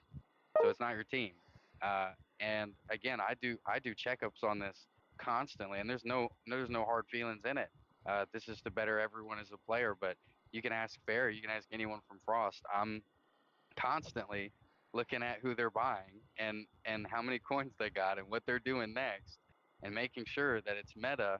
And when they get in games with me, even when we're duo queuing or trio queuing, when we're playing casually, when they're getting in games with me, I'm reminding them, I'm going, hey, what do you need to be practicing? Hey, Fairy, you're a blue badge Espeon. I don't think you need more practice on her. And then guess what? They play those things, and guess what? They're so much better on them now, and it's something that we can viably use in our comps. So, you to even think about being able to properly draft, you have to be completely comfortable. A, playing things that may not be at the top of your list of things you know how to play, and B, getting comfortable with it because that's how 20% of a Unite game is won. It's in that draft screen right when you pick those 5 characters. And if you're not picking based off of the current game state, then you're already at a disadvantage. Now, you guys may be way more skilled than the enemy team, and you could still win with just the shittiest comp. But guess what? That's not going to happen in Worlds. Everyone's skilled in Worlds. Nobody has not made a footprint to get there. And so you can't rely on your skill alone to be the reason that you win, the reason that you succeed. Because if you know the game knowledge, and if you've been doing your homework and expanding your pool of mons, then you win that first 20%. And then now, even if there's better skilled players on the other end of the field than you, you're uphill. You're going to win the game. You're going to win the game just because you know the game. So it's pretty important, and it's something that you gotta like express. Like each player needs to think about that and like really understand what that means, that to expand your pool. Because I got into that rut, especially when I was our attacker player. I've already played Venu a billion games, and I win with him a lot. And then that's all I did was play That's Venu. all you played And with at the end. It was because you were good at it, right? yeah, yeah, it's because I I was got great. you. And he was like, B tier. So I was like, he's not too out of meta, and I can win us games. I can get Ray. And so our first like month playing together when I was our attacker, I was playing like Venusaur like every fucking game. And then guess what? We would do great in our practices and great in our small games. And then the minute we fought a worlds team or a high competitive team, they ate my ass up because they knew how to counter Venu, and they just built dive, and we would lose every game that we played Venusaur. So it doesn't matter if you're the world's greatest. I've said it 100 times. You could be the world's greatest fucking Blastoise, but if they know how to counter that, and Blastoise isn't the meta, then you're gonna Right. lose. Yeah, it happened to me with Meowscarada as well. Yeah, I Yeah, can't believe meow. how low on the tier she is now. It was a hard realization. Yeah, I really wouldn't have thought she was that low on the tier list until I seen it myself, and I was like, well, I guess it kind of makes sense because she doesn't really have any CC, you know. Oh yeah, if you have a Delphox, if you have anything with Sight CC, you are same with Absol, same with most speedsters, unfortunately. Do you run Um, full heal on yours? no, eject bottom because of the possibility of ejecting her Unite. Yeah, and Oh, so let's Mm-hmm. think about that. Let's think about her positioning in the meta a step more. So assuming that well, not assuming because it's true. Leafeon, Zoroark, and Leafeon and Zoroark are the two top tier speedsters. Okay, what makes them different than Meowscarada? Fairy, don't answer this because you probably already know. But anyone from Echo, what separates Leafeon and Zoroark from Meowscarada based off what we just talked about? don't Leafeon and Zoroark hit multiple people? No, not that. Not about their kits, just about their How character. quickly they evolve. Okay, yep, there it is. So it's Leafeon's a level 4, Zoroark's a level 5. What did we say Meow was? 7. 7, right? 7. So she's the only one that's a 3 stage. Zoro's a 2 stage, hits its spike at 5. Leafeon's 1 stage and hits its or 2 stage but hits its spike at 4. So the reason that they're at the top of the meta list is because they're early game. And what speedsters fill in a dive meta is early game. So your speedsters that come online at 4 and 5, even junglers in general. Like let's look at our other top junglers, Saraluge and Mimikyu. Both of them come online at level 5. Their huge power spike happens at level 5.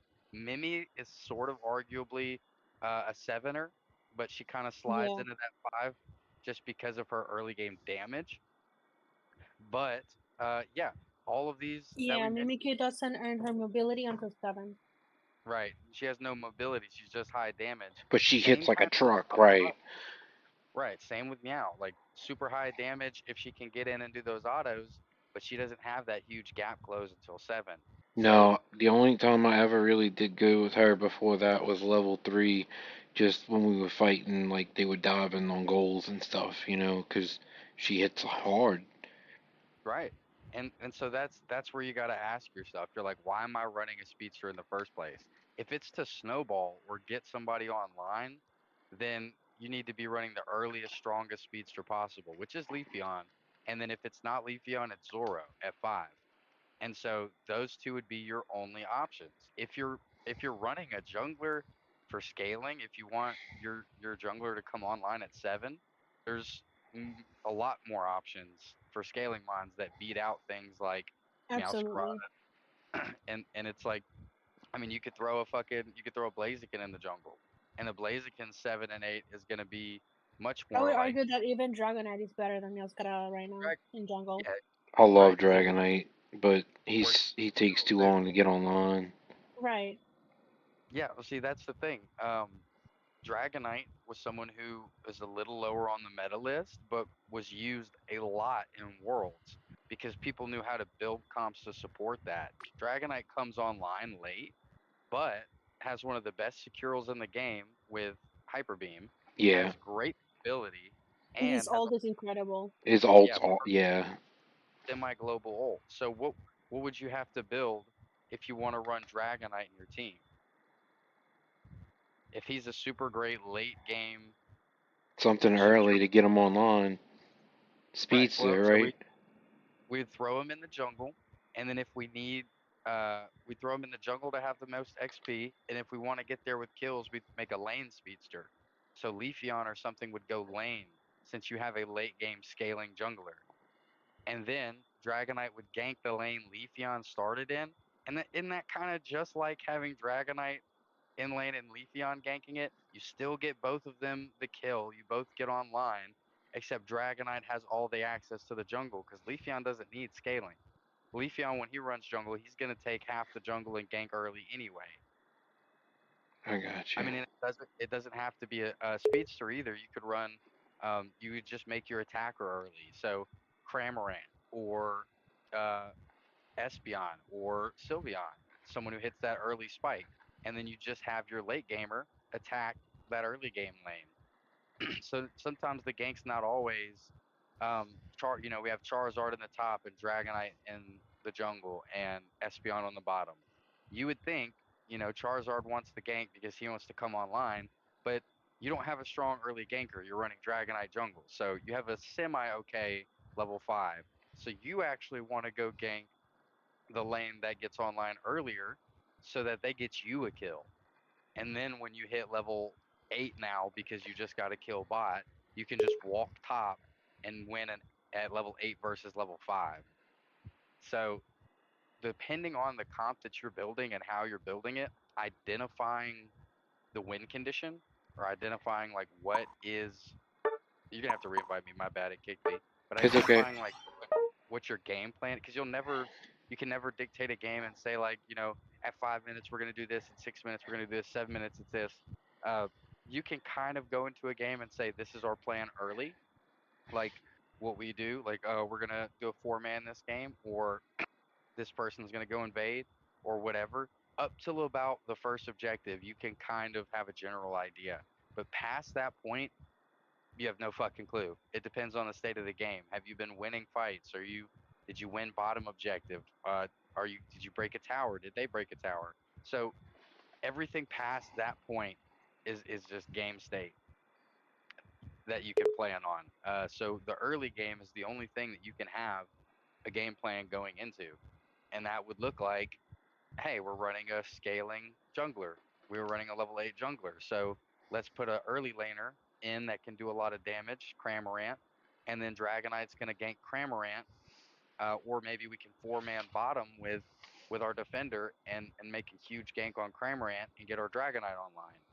Now, if you can identify that, then you also can identify the Dragonite is who needs your XP that's on the map. So if you guys are sending someone to farm, you send Dragonite, whatever it is. We all know this. Some of this is just basic shit, but it all ties together with your recognizing game plan and game state. Also, what's up, Punch? Hey, Punch. Hi. we're doing we're helping Echo out with practice tonight, and then of course we have scrims in an hour and 20. Oh, I thought it was right now. No, No, we still have an hour and 20 to sleep if so we're you meeting. desire. Yeah, we're 7:30. So 45 or 50 minutes from right now. So almost an hour from right now is when we'll meet back up. You're welcome to chill here or go back to sleep. It's up to you. Why am I assumed to be asleep? I ain't mad. Shit. You're always asleep. I'm always awake, actually. You sound so sleepy all the time, though. Like ask Tara. I like never sleep. I don't sleep at all. Girl, I've been the one calling you in the morning. I've been there. Yeah, that's true. We have had That's seen you. different. That's different. Oh, we Um, are. but yeah, so we'll just we'll play a couple games then. Uh, what out of your guys' general mindset when you guys play together? You've played, so many games, so many tournaments. Where do you guys usually fall? Like, what if you had to give me a rough sketch of what everyone's role is? What would you say? Um, Me and Carp play tanks, um, and supporters. MG plays mostly like attacker, like casters.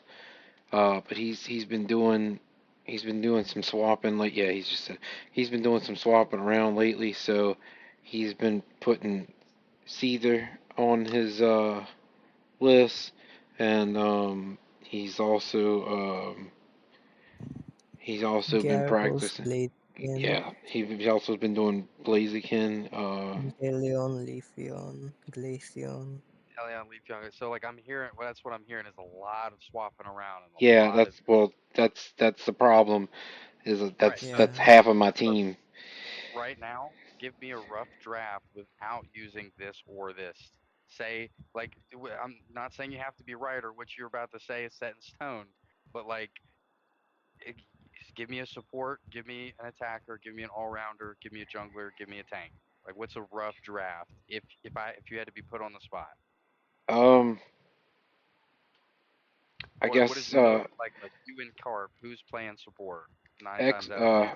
Well, honestly, we very rarely run support is the problem. We don't have a support player except me. Well, so that's I know that's another step. You got to assign a support because nobody's Yeah. been learning supports. So somebody Yeah. has to People because look it's down on very supporters quite a lot, but they are very, very important in a very game comp. important. Yeah. Oh my God. There is a big difference when we have a healer, not have a healer, when we have a Hoopa or have a CC. Like, there is a big difference. And I say that as Lately, someone who plays supporters as well. yeah, lately True. Comfy, and I mean you cannot forget Hoopa. Like some of these like are higher band than these carries because of what they provide to the game. And so Yeah. if you never have someone who's like I'm our support player, nobody's gonna buy them because nobody solo queues them. Honestly, it's not a role that you solo queue, but it might be one of the most important roles in your comp for like professional play. Even in If you don't, solo queue, I have the biggest win rate with my supporters and my tanks. So yeah, some of them are carries like fucking mime. Like I've seen a mine, mime even do more. weekly tough sometimes. Yeah, I've seen them Yeah, do I've more than I've seen the like Wiggly half. Tusk. So like that would be the most important thing is identifying everyone's roles like even before you start like thinking about because you can always change this down the line. Like when we first started assigning roles at Frost, I was assigned attacker and Fairy was assigned jungle and Sin was assigned all rounder. And then when we had all these changes come with these players and everything and we moved Sin to a sub role. Uh, I became our all rounder. Fairy became our attacker, and then Luna became our jungler. And there was no like, it did suck having to swap and start learning a different role, but there was no period in which I wasn't actively learning like what I was supposed to because I even when I wasn't assigned the right role, I was assigned something. So like in this case, if Caution was like, okay, I'm our supporter now, and Magikarp was like, I'm our tank, and then like a month, half a month goes by, and you guys are like, I liked it way better the other way, then there's no harm in you guys swapping back. You now have that option of the ones that you'd practiced, but you also didn't have the confusion and the long drawn out. Well, you Oh, can play this, well, I'll you play could this. play this and I'll swap with you this and that. Yeah, Hmm. Right. that's what I'm None of trying to that. get away from. Right. So that's our step now. Is like you, you you pretty much like as captain, like you've seen these players play, and it's great to have everyone be comfortable where they're like, I picked this role and I'm glad that I'm this.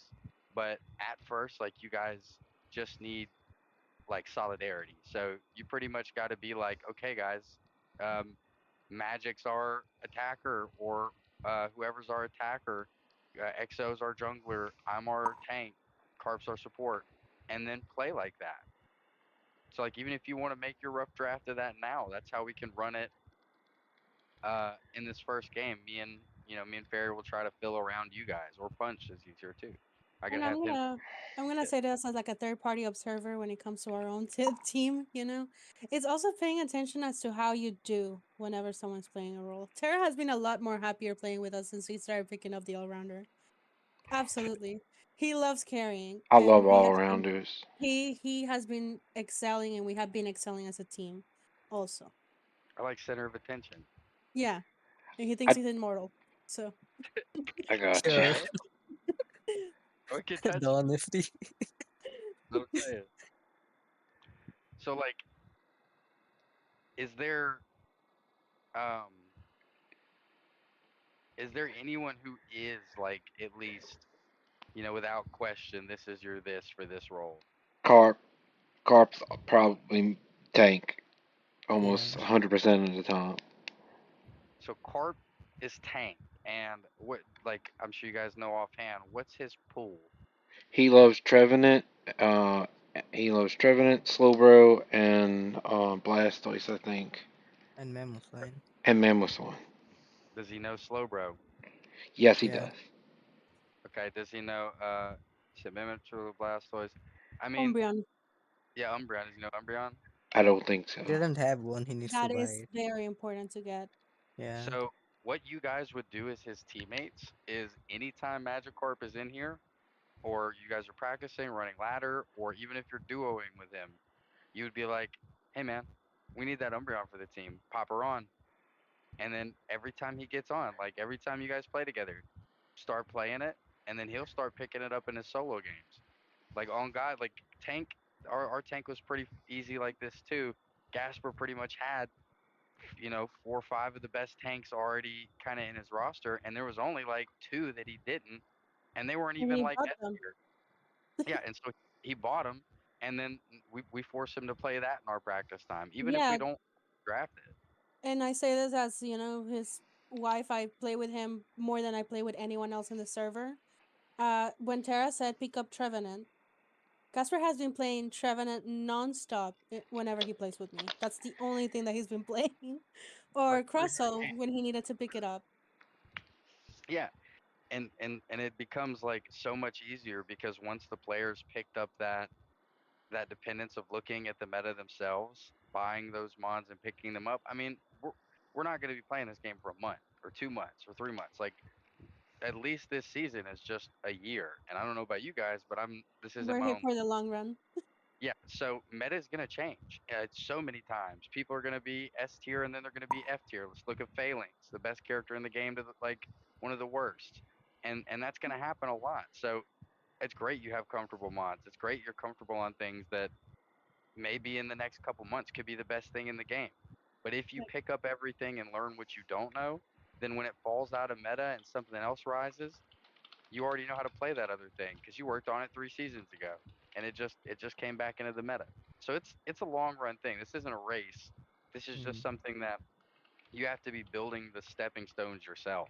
Like right now, whatever you're bad at that's really good should be all that you're consuming. If you're watching Unite content, you're watching a video on it. If you're playing games, you're playing game with it. If you're thinking about Unite, you're thinking about this mon. And that's the kind of dedication you need to really prove yourself as a world tier player. When And I it doesn't first say, Go ahead, go ahead. no, no, that's it. When I first started playing Unite, one of the top characters was Glaceon. And I Hmm. never touched her, and I was not in a competitive team, but I kept seeing Glaceon over and over again. So I watched a video that Chris Heroes had explaining how to use Glaceon. And that helped me, and now she's my most played character, obviously. Um, but basically it is watching other people do it, trying it yourself. There's a practice area for a reason also. I Yeah, recommend that as well. I do a lot of practice areas. Actually, I just did one before everybody jumped in. In fact, A lot of our players do. I mean, a lot of our players are really good about this, about picking up new mons and practicing them. And I They mean can be that's so why much they're fun. here. Yeah, that's why they're here. I mean, I had to do it when I came to all rounder. This season is the first time I ever touched Blaziken, and now I can close my eyes and do the flash overheat combo and get a triple kill. Like it, it doesn't take like years of practice. It really, honestly, I played Blaziken more than I needed to. Uh, like it probably takes 50 games, 50 to 60 games to truly understand a character to the point where like whatever your role is or your job is, you're fulfilling it every time. If you're the diver, you're diving and getting your kill. You may die for it, but you did your job. If you're the tank, you're soaking damage. You're making sure that you die before your attackers do. You're doing your job. If you're a support, you're making sure that the people are healed. You're making sure you're getting over 50, 60K, healing. Or if you're specific to one person, you're pumping one carry, you're making sure you have like over, 60% of their damage taken is damage healed. You can find your metric on each role and realize like where you need to be meeting because you're not going to win every game you play as Leafeon just because he's the S rank attacker. But if you're playing Leafeon, are you doing his job? Are you level 4 ganking? And are you killing their squishy when it comes to Ray? I can tell you this, I could be having the worst game possible, but if I'm playing Leafeon and there's a Chandelure 2 levels down, I bet you I still kill her. Another example I have of this is Mimikyu. I used to think that I was not good at Mimikyu because if you ever see my damage when it comes to Mimikyu, it's always 30k, 40k, at most 50. And that is not because I'm playing her bad. I'm still getting the KOs. It's just that my job is not to go after the tankies or to the all rounder. My job is to go to the squishies.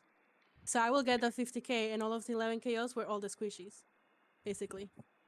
Yeah, I and your got attacker to 150K, and you're gonna be like, Hmm. "Oh, you did so good," but Mimikyu got all the kills. Mimikyu got Yeah, her squishy target. She that ulted the was her Charizard. job. That That was was it. her. Hmm. The damage's job is to do damage. That's it. You do damage, and there's different ways to do damage. That you figure that out. And as long as you're able to do damage, you're not trying to get the kill. You're not trying to. Avenu's job is to never carry the team 100% of the time. It's It's just just do still damage. the, yeah. Shoot, yeah. shoot, do steal objective. Learn your timing. Are you doing your job as a secure? Are you getting objectives for your team? If not, then that's what you need to be working on. You got to work on your timing and learning your damage and when to secure an objective. Once you get that down, guess what? Get off Inu. Now you need to work on your diver. But yeah, we could go through this like chain and list like day in and day out, and it's like when you really start to dive into it, it's like a never ending. This is what keeps it fun. This is what keeps you growing as a player. Is there's a never ending meta change. Meta's constantly shifting. What dive might be the best thing right now, and the worst thing next season. Next season it might be fucking something completely we haven't seen since season one. Cinderace meta. Who knows? Previous season, we were bullying Punch for using Charizard Yeah, for we for roasted him, reference, for example, and they buffed him now, and now we need a Charizard most of the time, or half the time. he, and he's so burnt from playing it the season we were roasting him that he didn't even play it much this season. I So gotcha. like, learn your time. Look at what's in meta. I promise you, what you like to play is gonna come back around. Glaceon is my second most played character. I have a green badge on her, but I haven't gotten to touch her in seasons because it's just she's now. If you're building an EV, there's no reason to build one that needs level 6 over level 4. Right. 'Cause most of the time, that's why you build an EV. And if you're like, well, she's got that passive, three of the EVs have that passive. So there's reasons why you would pick certain stuff. There was once upon a time, Where whoever she picked was on top. Vic, Yeah. like literally, like she was so strong. But yeah, No, so yeah, you're right. I completely agree with that. I just really needed somewhere to start because I mean, like you said, like we didn't really have positions. You know, we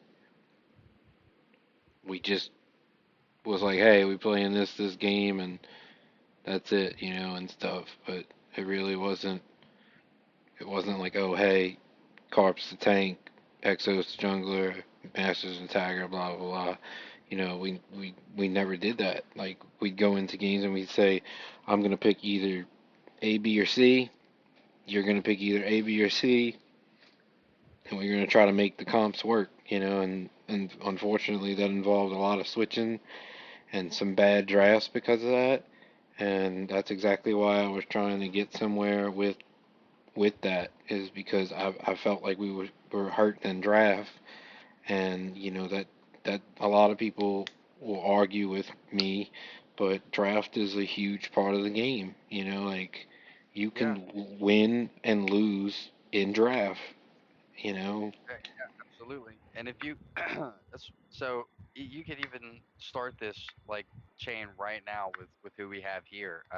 You could wait, get everybody into a 5-man call. Um, Subs, it's a lot more flexible because they don't know what role they're going to be subbing for, so hmm they're learning everything at their own pace. But main slot roles need to have their role, and you could do it like you, MG and Bond can figure out y'all's right now, and we start running them, and this is where your practice with that starts because we have plenty of time before UCS. So like, there's no there's no freaking out or no one's on a time limit or we're trying to crunch this in. Like we have plenty right. of time to do Yeah. this like the best way. Yeah. So it all starts there. It's you saying, well, I'm the only person that has a concept of supports or is willing to learn that concept of support. So I'm our support player from now on. And then if you have two players that are really good attackers, then you have to look at the other role you're looking to fill. Like if it's attacker all rounder, you'd be like, look, you're both really really good players at this. Who is going to benefit more as our attacker? As our attacker or all Yeah. rounder. All rounder. The two most important like carry positions in the game. So it's like it starts where you want it to start. So I don't want to. I could talk forever about this, but since we meet in like 30 minutes, we can play. Try to get maybe like 2 or 3 games in together as a 5 stack. And if you want to practice those things, like what are y'all's threes like contender? Oh, I got kicked again. Reinvite me. I I got you. Yeah, I'm open to playing anything. Okay. I have a lot of flexibility to my mons actually. Okay. Well, that's really good. Master, you want to go attacker as usual? Sure. Um, Bonbon, what would you like to play, man? I haven't played enough with you to know what you'd really enjoy. I know you main Pikachu. Yeah, it's mostly attackers. Pikachu, The Venu, Then I can do the Delphox. all-rounders. then let Master do the all rounders and you do an attacker then. Okay. Okay. Uh, Tara, you can go on the jungle in the meantime, Yeah, I can and I can jungle. take on the support or the tank if you Yeah, need me to. caution. What are you thinking for you? um, either support or tank. Well, again, I it's I you and guess let me Pepper. do support. Since Carp's mostly a tank, so I guess let me do support. Yep, your team needs a supporter, so it's time to grab it. So then I'll ask like this is just a basic question. What are the top metas that you guys own in those roles? We'll start with master. What all rounder metas do you have? If you need Blaze me to like list a couple off, I can. Blaziken, Gyarados, Dragonite, Okay, then what's the name? Ceruledge. okay.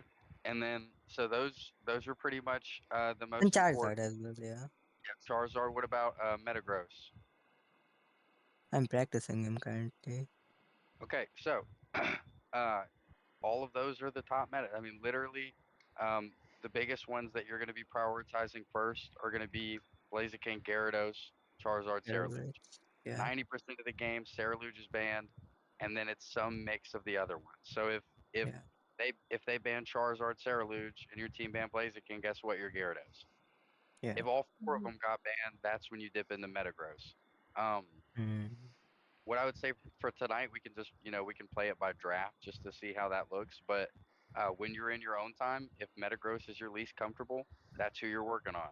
It's great that you already own all of these because yeah, that's you don't have to buy anyone. That's literally you have everyone that you pretty much need to be practicing already. yeah. Um, Caution, Yeah. supporters. I pretty sure I own all of them.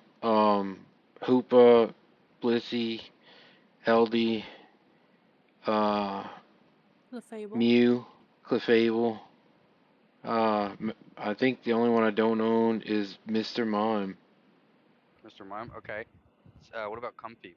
I do have Comfy. Okay. Literally, that's all the better ones. So you already have them all. The biggest ones that you're gonna really look to play in a draft. If you need early game healing, it's LD. If you need late game healing, it's Blissey. If you if you're going Umbreon, which is a pseudo healer on your tank slot, then you can get away with going something like Mr. Mime, who's early game kill pressure, or um, if they have a heavy dive team, your counter dive, which is Clefable. And then if you have a care like so, there's each one of them pretty much has a role that they fill, So and so that's where basically, they just that's a big part of your counter right there. that's it, yeah. And so here's what most teams say: you don't build your support and tank based off of the enemy team. Your support and tank you build off based off what you need.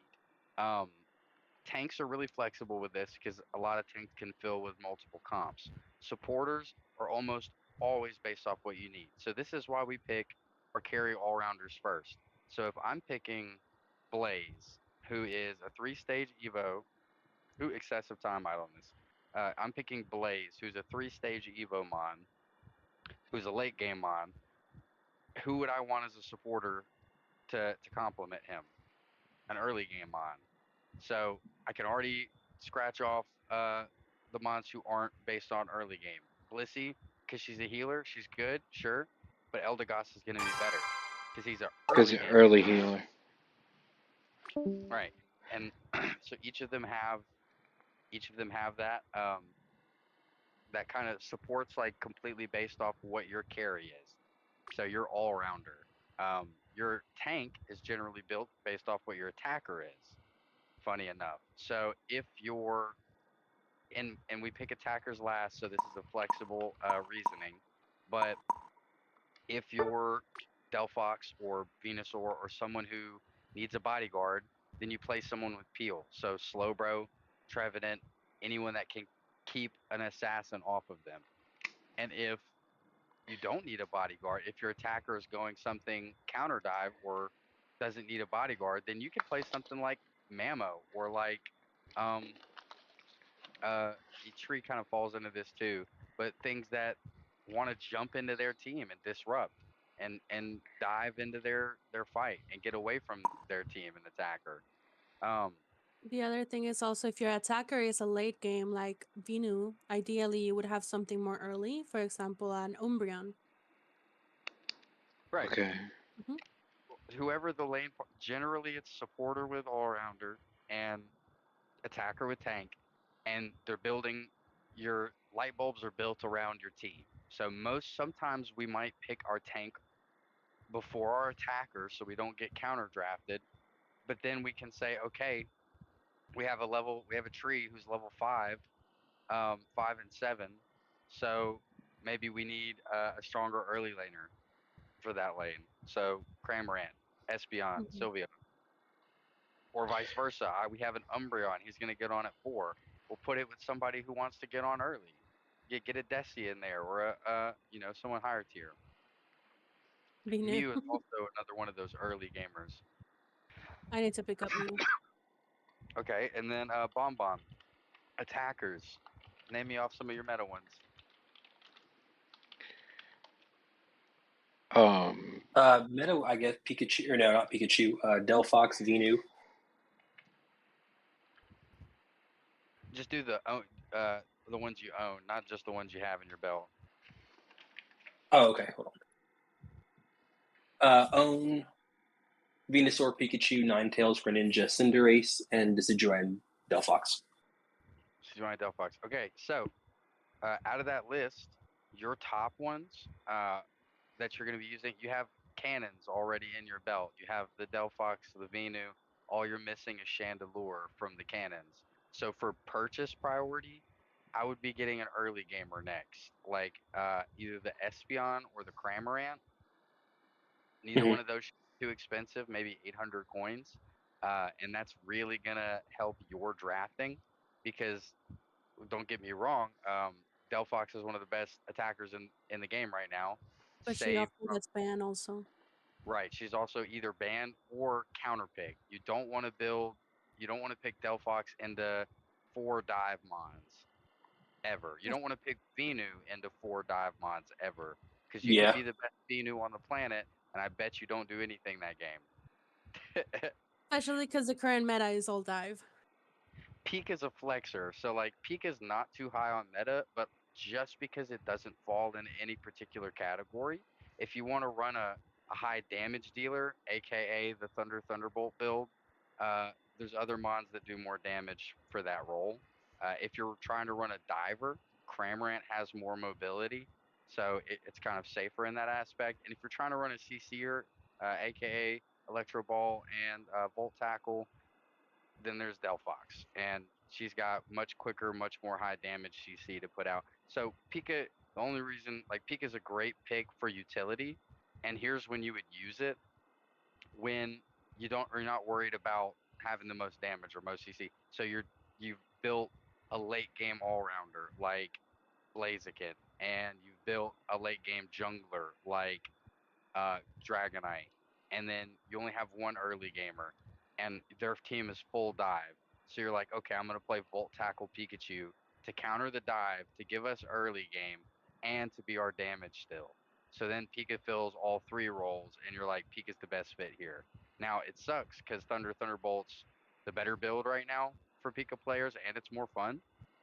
But competitive play, I don't think we had any Pikas in this world, but most of the time Pikas hit that stage, it's Volt Tackle. Just because it's the best anti diver. Pika becomes Yeah, anti that makes diver sense. Volt Tackle.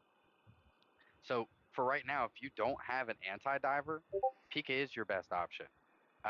And you know, anti divers would be Sylveon, Espeon, Cramorant. Those are the ones that are work really well in the dive. So if you don't have any of those bought, when we're like, okay, build anti-dive, your Volt Tackle Pikachu, and then every time the diver jumps in, you're holding them down, and then your Electro Ball is our part of our secure. It's like a pseudo secure. But yeah, so I wrote we down all kinds of shit tonight, and I'm so glad yeah, that you came. no, no problem. Let's try to get a game or two in just to kind of look at what that looks like. Fairy, can you run our tank then? I'll be our jungler. Yep. Okay, cool. So, in this one, I kind of have an idea of what you guys are playing. I'm going to call out a pick, even if you're not comfortable on it. Hop on it, and then I'll kind of explain like why I'm doing which one as I go. We'll probably only be able to do one, maybe two games because I gotta meet for scrims, but No, hopefully I appreciate it. This helped me out immensely. I really needed this. yeah, no problem. This is part of the reason why I wish I would have played more on you guys' team before having to run things for my We didn't own. have all this figured out then. I We're just know, now. I know, but I needed some of the knowledge you have. So for draft time, we keep it short and sweet. They banned someone unimportant, but they are first pick, so we can't prioritize Sarah Luge this game. Whenever when for Sarah Luge is the most pick, so if you're first pick, you can maybe get it. If you're second pick, don't even think about it. So they're banning counter dive. We're gonna take Sarah Luge out. Now they might take an EX or they might take one of the big three. We're fine with that. So what we're gonna do is probably take a big three out too. Bond, you're probably looking, yeah, Charizard, because we could play Blaze or Gary here. All right, now we're based off of what their first pick is. Let's see what they're thinking. Gyarados. We already knew that was going to happen. So Magikarp, you're going to secure us Blaziken this game. You got to have one. Oop, other way around. You're going to secure us Gyarados this game. Whichever one you don't get is who you're playing. Next up, we'll probably look to do our support. No, switch with Fairy. Do our tank. Yeah, give us the tree. It's anti-Blaze. No, no, swap with Fairy. Just, yeah, swap her in. Swap her in. Yeah, switch, How do you switch, swap? switch. How do you swap? Uh, Yeah, hit the little switch button, but it's fine if you got to pick it. But yeah, mm-hmm. I'm there's a little sorry. switch button by their name. It's fine. Let's keep going with the draft. So we're looking at, I'm seeing dive. No, I'm not. Mime is kind of divey. Okay, we're going back to healer and a Pika, so anti-dive. They see the Gary, they're worried about our dive. That's fine. Next up, what we're going to do is pick our support and our jungler. I'm seeing a squishy target, so I'm going to go something like the Leafeon. Our supporter is probably, let's see, we got Blaze. Yeah, I think we want a comfy here. So take us a comfy. The reason for this is because we have the Gyarados carry. We have 3 dive mons built already. Tree counts as a pseudo dive. So nobody wants to be left in that back line here. Bond can't build the Pika. So this is where Bond would probably build a dive mon. We'd probably go Cramorant in this last slot normally because we're already 4 divers with Comfy sitting on us, and none of us are going to be there to protect her. So do you have Inteleon? If not, go Venu here. The reason I say this is because Delphox So he needs could a stay out of protector. trouble. I got you. Yeah, Delphox needs a protector. No one's going to be back there with him this game. It's just us 4 are going to be diving into their comp and looking for picks and kills. So Comfy, you're going to sit with Gyarados pretty much all game. I'm ganking you guys first to get you online because that's my job as Leafeon. I'm a 4. I'm going to go a level 4 gank. So Bond, take your first 2 bunnies and then immediately go and take my blue buff. Fairy, you're going to help him with this. So do your first 2 bunnies. Both of you go grab my blue buff, then go to lane. Mm-hmm. No level, no early rotation because I'm Leafeon and I'm gonna do an early gank on Gary. So that's our game plan. Just based because we're dive and we know who's Bonbon, early, late. That's I our don't mean to plan. interrupt, but Bonbon, next time you should switch one of those items for a incense. Right, yeah, that's another thing. As your attacker, you're almost always gonna want to have an incense slotted on team, even when they're not building a particular healer, it negates pad generation, so it's actually really, really good in comp play. And most of the time, you're the one that can apply the most stacks. So if you're a single targeter, we might tell you to take it off, but 9 times out of 10, yeah, just get used to putting an incense on. So for you, you'd put it over Shell Bell because you don't want to be attacked Okay. anyway. You just want to be a sniper. Mm-hmm. Is that Hyro who played with you guys? Pyro, I think, has been doing tryouts with. It sure is. And this is their team, Emotional Damage. Right here. Oh, okay. So funny enough, yeah, Yes. Mhm. I they've been actually trying told out her with we were gonna practice tonight too. they've been trying out with I think they did 2 tryouts with AW. I haven't gotten to play with them yet. Yeah, she told me she was trying out with other teams. I invited her tonight though, cause I knew we were gonna have some free. All right, I'm coming to gank. So what we want to do now is get them to our side of the map. So just bait a little bit and try to get them to press you. How do you jump on them with Yeah, them again? pull back, pull back. You can just go eat your back one when it spawns and heal up. Pull I'm back. waiting. He's still mid B's then. How do you jump on a person again? It's one of your abilities, I think. Yeah. Oh, okay. And you want to be touching bushes and stuff whenever you're not in combat. So Floral healing and or sweet kiss. we have their jungler should go for the fight. For healing. Okay. All right, we didn't get our kill, so let's start pulling back.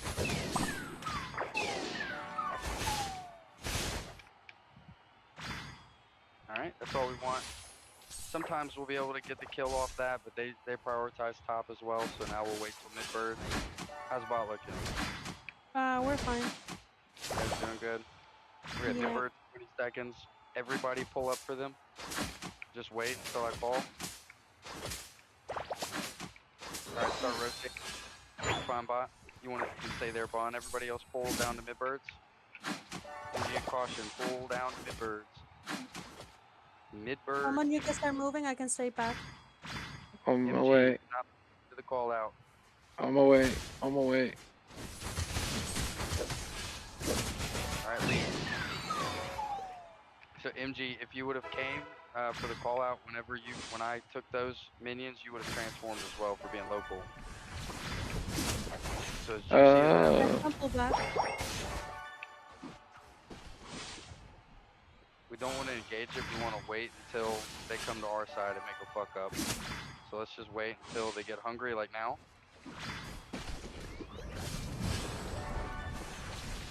We need Venu to get 7. Bond, go take some back experience.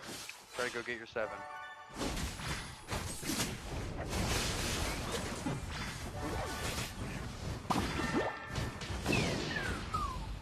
Get away from me.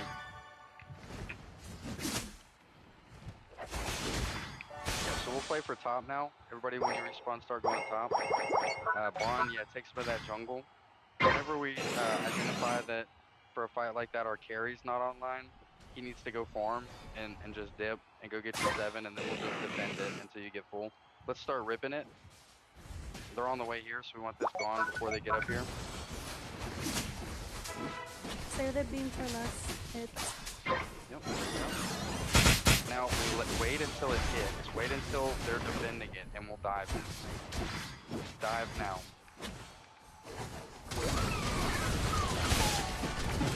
Nice, very good. Alright, so they have to fight. Alright, pull back, yeah, pull back. That was almost perfect.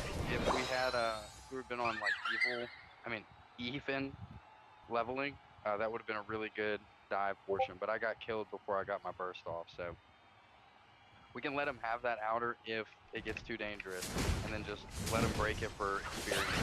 Oh, I lied. Okay, they're pulling back. Okay, good. We're going for this XP. Let's I'm start grouping staying up. up here. Or not. Okay, Mamo's set up in top side. Play more towards the group. Let's look for a trap. Spread out and imagine, look at your map and imagine the mouth. So collapse here. We got the Mamo. Oh, or not. He's overheating. They're grouped up, so I'm gonna come around to the back end. Come on, take the fight if you want.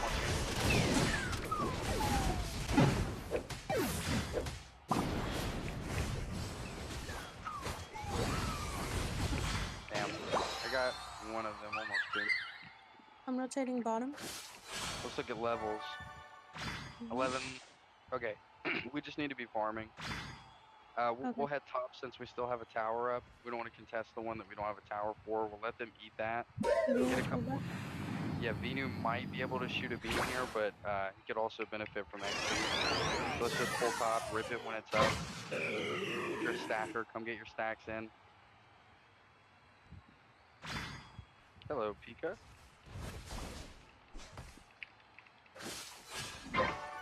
Careful. Let's rip top. They're scoring on our bottom, so we want to be ripping now. I'm about to die, though. Come tank Fairy. I'm tanking. Nice.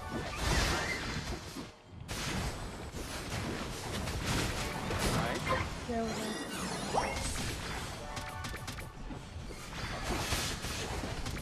Alright, now we don't want to do anything here. We want to go farm. Oh, he got me. We don't want to try to push it in or anything. We're just looking for Venu and Gary to get caught back up in levels.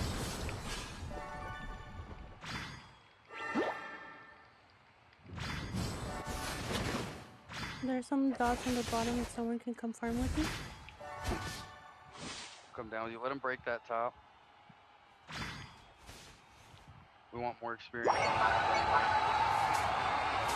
So our objective here while we're playing from behind is going to be to catch up in experience, set up safe kills on our side of the map, and then play for Ray. Everyone gets hungry and makes mistakes. They are likely to do the same. Try to secure our jungle objectives and collapse whenever we see a fight. So like right here, everybody can start moving around us. We want to take easy, prolonged fights in our jungle against 1 or 2 people, not the whole team. Careful. Yep. Right here. Very good. Good job. Good job. I got you. I got you. Barry, I'm coming to you. Nice beam. I'm still on the squish. Got you, Fairy. Can I get this? Alright, Tara, I'm coming for you. Look at the tower. I'm here stalling. Good. Alright, right, let's play for this bottom objective. Whip it, Venus, safe beam for security.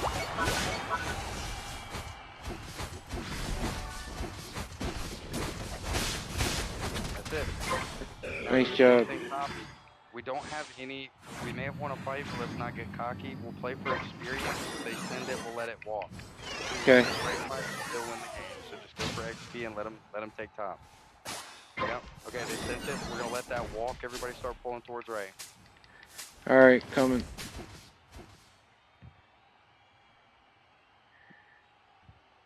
Okay, collapse on Blaze. On my way. Careful, wait on our team. Oh, okay, I got a big. Get team collapse in. Get those beams out. Do Can't some get to damage. you. Shit, shit, shit. Alright, we got some Venu work being put in. Just keep playing your distance. Yep, very good. Alright, you might take this edge here. We got tree coming back up. Ghost all of them if you can. I'm back up too. They might not do it here. They're not. Alright, so wait on They team are respawn. going for it. Oh, they are? They haven't Mhm. recalled yet. Get that memo if we can. Coming. That's our. Alright, I'm gonna ult to this. Let's take the rip since take the kills and then the rip. I got you.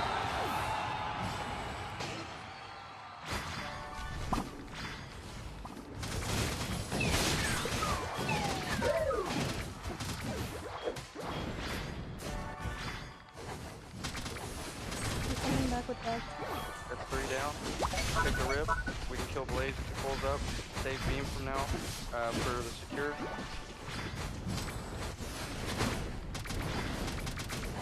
There it is, secured. Very good. Go score. Go score. Good We're about job, to play. guys. I got 50. Let me score. I'm on you. Keep going. Keep going. We need more scores in. It's fine if you lose your shield. Just go back if you can. I Go got you. I defend. got you. I got you. Good. Go back to the base and defend. You Back. guys are in it. Just go back and defend.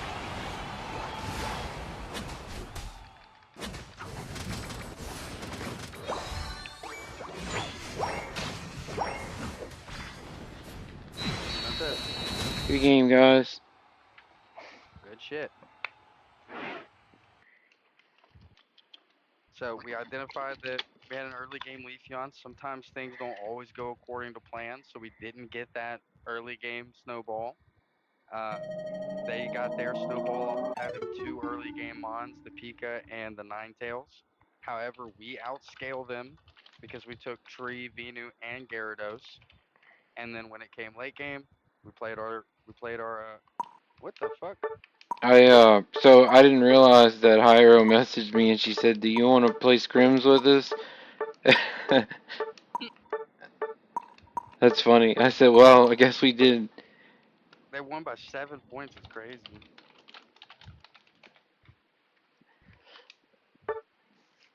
But Yeah, it was a good game yeah, though. it was a good game. Ideally, if I wouldn't have died to the damn Blaziken there, I would have gotten a score or two. It would have been a dub. But yeah, either way, we had a better scaling and we played it better in the late game. It was some really good Venusaur damage to keep them from being able to rip. And then when we came back, we ripped. We secured.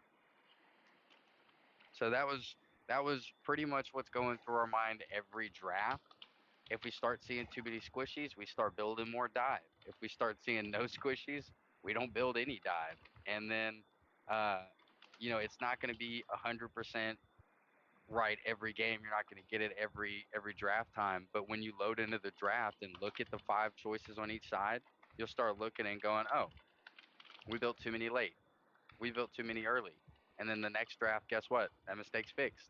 And you remember, and you're like, okay, we need some early now or some late. So it all comes in time. It's not like a magical you got the information, now you'll forever do it right. You just play with it. And as your players start to expand their roster, like their homework is, then everything else comes naturally. Like for this one, we still kept the same idea, except we didn't have the mons for it. Just because Bond didn't have um anyone who was anti-dive doesn't mean we kept him in the same idea, which is you're not going to have a babysitter. You're going to sit in the back and shoot beams, and that's what Bond did. And it worked out for us this game. They didn't have any answers to get to him first. He was the last one that died and was able to put all the damage he needed to out. Right. And another thing, you see how clear and where our comps were the entire time. No Yeah. arguments. Tara made the choices. And Tara made the calls. We just We, kept in giving him information, and he made the shots based on the information that we gave him. yeah. We have a problem with keeping comms clear. I was gonna try to address that again this week. It's something we're actively trying to work on. Yeah, Um, and it's not a rude thing either. Like that goes through everyone's mind when they're thinking like, telling people to be quiet in any kind of aspect, but like it's the understood best path of communication is have one shot caller who's going to be telling people what to do, and then even if it's a bad call, just do it. Like in a lot in the early part of this game, Master, I don't know if it was just like a comm issue of you not hearing me, but there were a lot of times, and as a shot caller, this is what I'm doing. I'm making a call out and then I'm panning right to you to see if the players are reacting and responding immediately. If Ferry waited 2.5 seconds to start moving to the lane, I told her, you better believe the first thing Ferry hears from me is, Ferry, you're not rotating. Ferry, Ferry, I need you to move. Ferry, Ferry. And then after 2 or 3 games of that happening, I don't even have to call for that shit anymore. Ferry's moving before I make the call out because she recognizes the state of the game and how our team plays. So in this one, Master, I know you were hitting that last. No, you're good. Yeah, like I said, it's probably a communication thing, but in your mind as a Gary, I know sometimes you're like 10% from that progress bar to get your magic. I mean, to get your Evo. So your shot caller might be like, hey, start moving bottom, and you in your brain you could go, if I just hit this one a couple more times, then I got it. Uh, you made the wrong call. Even if that's the right move, you made the wrong call. You always got to listen to your shot caller. And then after the game, if that didn't work, if you walked over there as Magikarp and died, you go, "Hey, shot caller, I think we should have let me come online before you involved me." And then guess what? You fix it for next game. But 9 times out of 10, your shot caller is gonna have something in mind for why they're calling something out. yeah, that's that's something that I'm struggling with right now is the feeling like I'm talking over people, and stuff. I mean, you've played with me before. I'm always like, "Hey guys, what do y'all want to do?" rather than, "Hey guys, you do this." You know, it's just something I'm trying to get Yeah, better with. and that would be your like personal homework to yourself. Is like it's great to I mean I like you're the reason you're doing it is for a good reason. You're a good guy. You want everyone to be having fun and doing what they like to do. But your personal homework in yourself would be um, being more stern, being more this is what's happening, and if they need to know why, you tell them why, and it happens. It's great to be like, hey, what do you guys think about this? Do you want to do this? Do you want to play Blastoise this game? But then it opens up to conversation, and then you got 10 seconds to decide it, and then you go, yeah, just pick it. And it might not have been the right call, but if you go, hey, pick you're playing Blastoise, Hmm. and they pick it, and it's not the right call, then you will never tell them to pick Blastoise into that comp again because you Okay. figured that out. So you don't need to be scared of doing the wrong thing either, like fucking up, because I fuck up all the time in my calls, or I might make the wrong call or make the wrong draft, and then we don't do it again because we recognized it and everyone listened. We played it out and it didn't work. I got you. So yeah, it would just be being a little bit more stern about it, and nobody's gonna take it the wrong way if you explain like everybody will pretty much understand that this is how we get better as a team. And then if people don't do it, like that's on them. That's literally if they're not performing in that role. I mean, even here and on Frost, like we've moved people out of main slots into sub. We've promoted subs who were doing above and beyond. So it's like nothing's secure. We're trying to have fun together and all be great friends, but we're professional teams trying to win major league events. So there's only so much you can do as the team captain, and there's only so much the players can do as a player. Both sides have to be pulling their weight, so to speak, for there even to be a shot at anything ever. So yeah, I mean that's like just do your part. Whatever, if And you're a player, also, do your homework. If and you're the also team captain, playing off time with your team is also a great one. We have a Yeah, I blast need when it. we play. When we five stack off any practice and anything, we have a blast. If you ever see any of my streams, you'll see how we are always laughing, making jokes, and well, when it's time to do it, we take it seriously. I got you. Yeah, that's that's what I want. I want us to be able to cut up and be goofy, but I want us to be serious when we need to be serious, you know. And I guess I'm trying to find that line. yeah, it like for me, like I'm the same way. At first, I was like, "What do you guys think about this? Do you want to do this?" And then after 2 or 3 weeks of being in the same, predicament you guys were of the indecisiveness and no one like, the bickering about it if there's discussion, I just started saying it. Like not in a rude way, not in like a any way. I just started saying you pick this, or when there was like I'm not comfortable on this, it would be like okay, get comfortable tonight. I'll look at your match Okay, history. that's next. Get on it. Yeah, get Gotcha. on. Like you're wasting your time now. It's not me. I've told you, you know. So and again, like I had worries about that, like either causing like problems with like people feeling like I'm attacking them or being mean or things like or just killing the vibe in general. And none of that happened. Like we just grew as a team and everyone started to act like a team. I So it's like, yeah. if you ever have somebody not show up for practice, let me know because I'd like to play a few more under you so I can really get like the vibe for what I'm looking to do and how I'm looking to do it a little bit more, if that's Yeah, okay. I know y'all have, your own subs and all, but if y'all ever have a spot for me, let me know. Yeah, I got you. Yeah. yeah. Um all right, so yeah, it is time for Frost to beat up. We're about to get ready for our scrims. So I'm gonna hop up to Team Channel One. Luna, you can head up there too. Same with Barry, and we'll have our meet and stuff. Like I said, if you wanna pop in after y'all's discussion and play is done, if we're still going, hop in, just mute up, and you can listen to us and And I kind of also see. stream it on the. I don't know if I'm gonna. Yeah, I'll probably stream this one as well, and I'll share it on the Discord stream also if you ever want to Okay. watch. Hmm. Okay, cool. Yeah, I might do that. All right, That's great. I appreciate it. Thank you guys. catch y'all later. Hi, buddy. Hey, XO, welcome in, man. Hey, how's it going?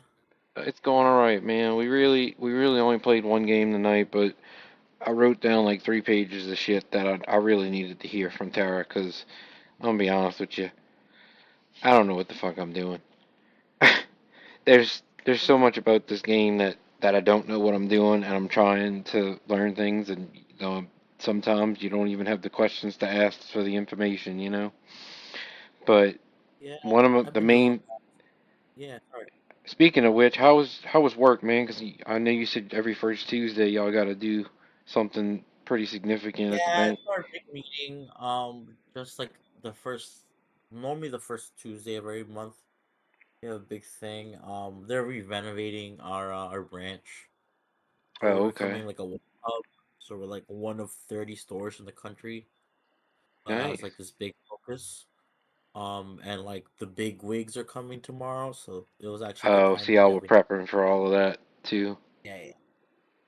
So I never we're did traveling. understand why they tell people when the big wigs are coming if they're like supposed to be cleaning things up so nobody sees.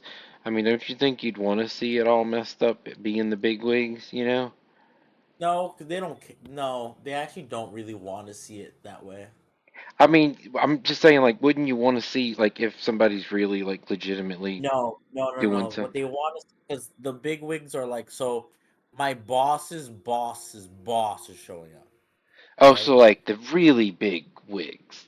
Yeah, yeah, yeah. So like my regional manager's manager showing up. So like yeah, corporate people, right? So like the whole thing about it is that they want to see how the regional manager reacts to just stuff. Because one, there's no way we can be like we're short staffed because of things that have happened. We're getting a whole new renovation, so things look like shit. So there's no way it's gonna look great. Oh, I You got you. know, our I got you. numbers aren't the greatest right now because of the renovation and shit. So everything is like not great. So even if we were like the best we could be, like it's just not gonna be that case It's just not anyway. happening right now. Yeah, but I it's got you. perfectly fine because we've produced for such a long time, and So they like know we it's know. not just like they know it's just a one-off, and y'all just. Well, also half the bank look like it's like walls are being taken apart and shit, and Oh, I like got you. the back doesn't have any like signage and shit. Like there's a whole bunch of shit that's like not working, but like they have to have it. They have to be doing it. I mean, they don't do it during work hours, but you can't put everything back together. I You know, got you. so it'll be cool because it's a new person. So it's like a new. I always like meeting like these corporate people. Uh huh. Um, just for like my like like make an impression, and then and then if anything happens, I can always reach out to them or whatever.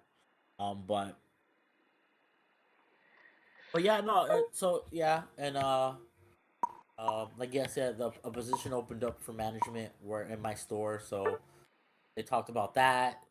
Oh, I'm cool. Are applying. you? I was gonna say, are you in line for it possibly?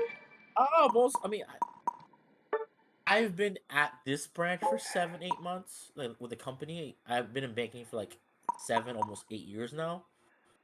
So I want to be in management, and then eventually I So want to this turn this from this in would be your management. next step, Yeah, right? this would be the next step. Like it kind of fell into our lap. And then one day, if I ever have a family and a house and anything, then I would want to go to, like, to the back office I so I got you. can have my Well, good. Saturdays and Sundays. Well, good man. I hope you get it, dude. Yeah. I'll keep Besides you in that, my I've been doing prayers. a lot. Oh, thank you, man. I appreciate it. I've been doing a lot of last minute things for Japan also. Yeah. When do you Like leave? I leave on the 14th. Uh huh. I leave on the 15th. I'll be in LA on the 14th, and then I fly out on the So you 15th. flying out of LA? Yeah. Where you Because it's just where cheap. you flying in from? Or do you have? Are you gonna have Boston. major jet lag? Oh, you're in Texas. No, I'm in Boston. Oh, Boston. I think you said Austin. Oh No, no, shit, no. you're gonna be really jet lagged. 13 hours, man. 13 hours. Dude, I It's hope you got ridiculous. like some Xanax or something for that plane ride, cause No, what I'm that's a doing long is ride. I'm staying up all night. Basically when I got my last day of work is Friday. So what I'm gonna do is I'm going to actually I can't do it Friday, but Saturday I'm gonna try to stay up all night until we fly out Until you flying out. today at like 10 a.m. And then my body should be okay adjusted. They said you should stay up at least until like 9 or 10 p.m. on that end for your body to if you fall asleep To before, adjust. Yeah. yeah, if you fall asleep before you're fucked. Like you're gonna get jet lagged ass. Like you won't enjoy it. So I had a couple customers that go there on business, like Korea and Japan. They've been Mhm. giving me tips like, hey, you should take A, you should take B, just so you should wear compression socks. They told me a whole bunch of stuff about Oh, cause because you're traveling the pressure and altitude differences, huh? yeah, for a long Uh, time, like it'll help your feet because those are like again those that's a 12-hour flight. yeah, that's a That's a long six fucking hour time to be flight. sitting in a chair, man. It's but the seats are at least like semi comfortable. Um, from what I saw from I was looking at the because it's relatively cheap. Like it's not like Japan Airlines. They release like a subsidiary. Uh It's huh. like their version. It's like the It sounds bad. But it's not. It's like the Spirit Airlines version of Uh, a good airline, I got but you. it's like Japanese standard.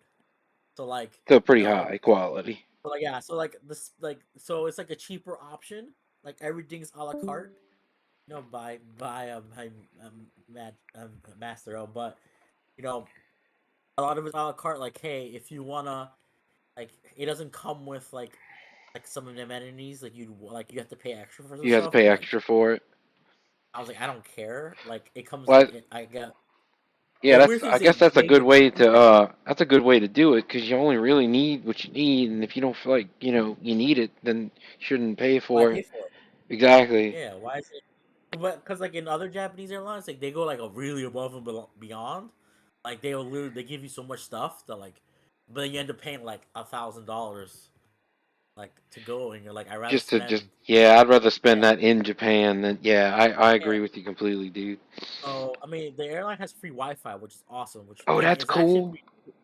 it's pretty cool. So I'll probably see. I mean, I won't get any games of Pokemon Unite. That'll be hilarious. Like I'm in the middle of the ocean. Let's see who I can play games with. But I'll definitely be playing my I'll watch a movie or watch YouTube videos. I have some stuff downloaded from Pokemon Unite. There's a whole bunch of videos I've been looking up, just trying to like educate Oh and well, like see. let me give you. I'll send you my link to my Dropbox. It's got all the videos on it for the stuff that they were telling us about with the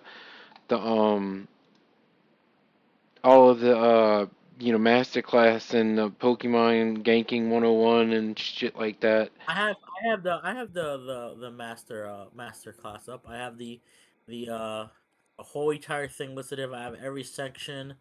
Oba Essentials, closing found. But it's not just that masterclass stuff. I'm seeing stuff like how to play from behind. I'm seeing things in like just Send different fun little send me some of those info. videos because I probably won't have all of them, but like I got like the professional coaching from Gatlu for each position and shit like that if you want it. I have that up too. Okay, cool, cool. Well, yeah, if you got some that I don't have, please pass them on because I'll watch them.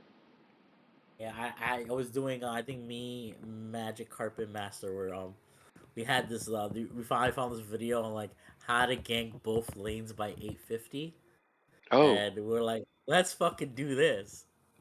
And can it was like yeah, you take dude. one of the you take one of the EVs, right? And then you go up to lane, and then you don't push. You let them push to you. You kill them because you're there super fast at 4. You score, and then you only take you have to. So in layman's terms, you take 2 of the creeps in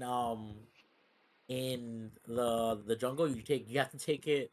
You have to take the Zatu at 45, and I then you do take that red, now. and you already evolve. So you take both of them. You get to level 4. You're already evolved. Then you gank top.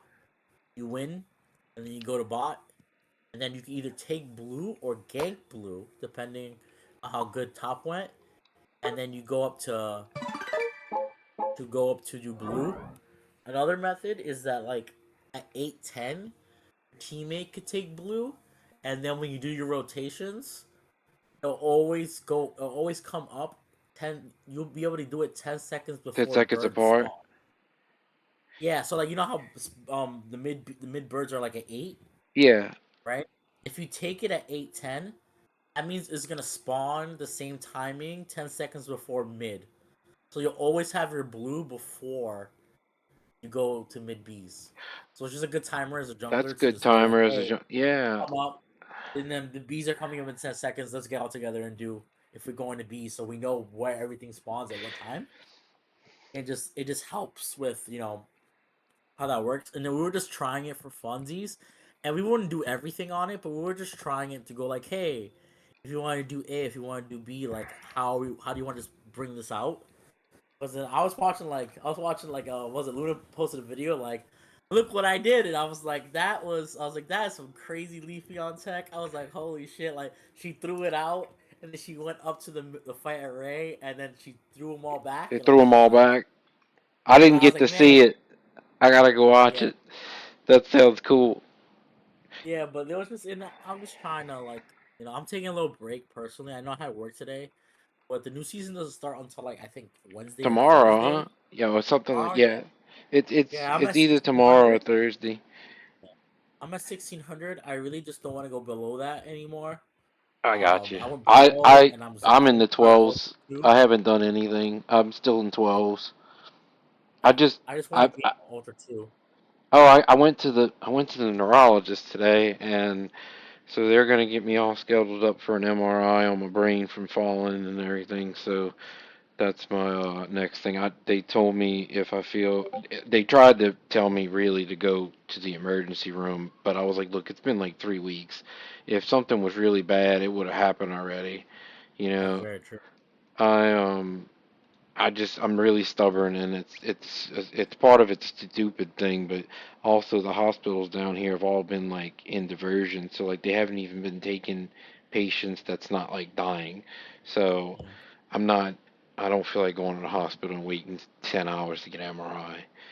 But No, for they told me, obviously I already knew concussions can last months, which yeah, the more I've got, the longer they seem to last. So yeah, I've been dealing with that and migraines like practically every day is what happened to me this month. I hadn't had any time feeling well enough to do anything. Like I didn't even make it this weekend. I know none of us really did, but um I was supposed to hold scrims this weekend and just didn't didn't feel well. But so the synopsis of tonight was basically I got like a shitload of information from Tera that it's stuff that I knew, but I wasn't like iron on like about what levels people evolve, early game versus late game, dive versus anti dive, shit like that. Shit that I really needed to hear, like all at the same time and put in like you know a a realistic order. Um, and he told me, we're having the same kind of issue that they had when they first started was we have people that play a bunch of different positions and we're like, well, will you swap me? I'll swap you, and it's okay. And yeah, it is okay, but when we're going for like to do better in tournaments and everything, like you can't be like that. So like Carp, he plays tank, he plays support, but I know he'd rather play tank. He's gonna be our tank. You play jungle mostly, and you're good at it. I'd say you're our jungle. I I play just about everything, but I think the least picked of on our team would be supporter, so I'll be support. And Master likes to be attackers or all rounders, and Bon we're gonna either have all rounder or a speedster, and that's gonna be our team comp. And Taro basically explained it to me that, which was what I was struggling with, like knowing the counters for each role. It's a lot for one person, but it isn't if you have everybody picked already. Like they know what they play. Like Blaziken, Charizard, Gyarados. If X gets banned, this. Or if they pick a dive monster, you're like, hey, they picked Mimikyu. I'm on, I don't know, Delphox. I'm gonna need some kind of peel, and then Tank picks, of their position who they think's the best peel, instead of all of us just being like, well, I'll swap with you, this and that, because we really just don't have time in the band phase to do fucking anything. Actually, honestly, it's really bad on the Switch to ban and pick. It glitches really easily, and people on the phone have a much smoother UI than we do. Unfortunately, I can't play on the phone. I I would never be able to see what I was doing or probably react to it fast enough to fix it. So I need a controller, so I play on the Switch. But it is a very significantly different game, and I really hope that the more we start doing tournaments worldwide, they start migrating us to like the Chinese version of the game. It's so much more optimized than the one we got. I don't know if you knew that. It well, I'm sucks. sure. Like I know that they have betas and stuff, but like I've always said this, the Switch isn't made. This game isn't made for the Switch. Mm-mm. It really isn't. I feel like it's ported to the Switch. I It's feel the mostly made, same way. I feel the same way. It you was just a know. port.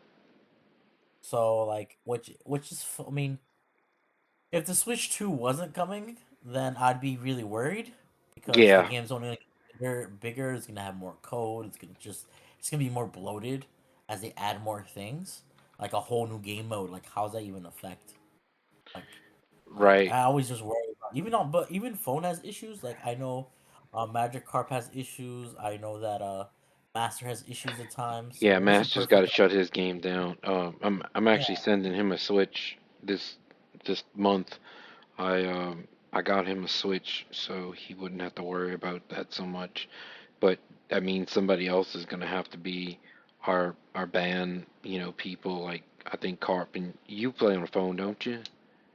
No, I play on the Switch. I play You on the do play Switch. on the Switch. I Um, just think that like the whole band thing is. I feel like it's so minor. I feel like bands are important, but I feel like if we know what bands we want to ban beforehand, right, then we can get to them. I think what we mess up, what yeah, I've started more, is like I'm just using the plus sign more and just switching to whatever category. yeah, I've been I need to using it get a little bit more the last couple of days myself, actually. I because never like really used it before. me neither, and so that's why I would make my mistakes to be like, oh, I'm looking for this Pokemon. Out Where of in the list 60 is it? fucking characters, yeah, that's where I Yeah, was having exactly. problems too. So I go like, okay, now I'm going to all rounder. Oh, okay, there's the Blaziken or there's the Talonflame. Like, literally in the last Underdunk, if I picked Talonflame, we would have beaten that team because I don't think the guy played anything else, and I feel like we would have been even further.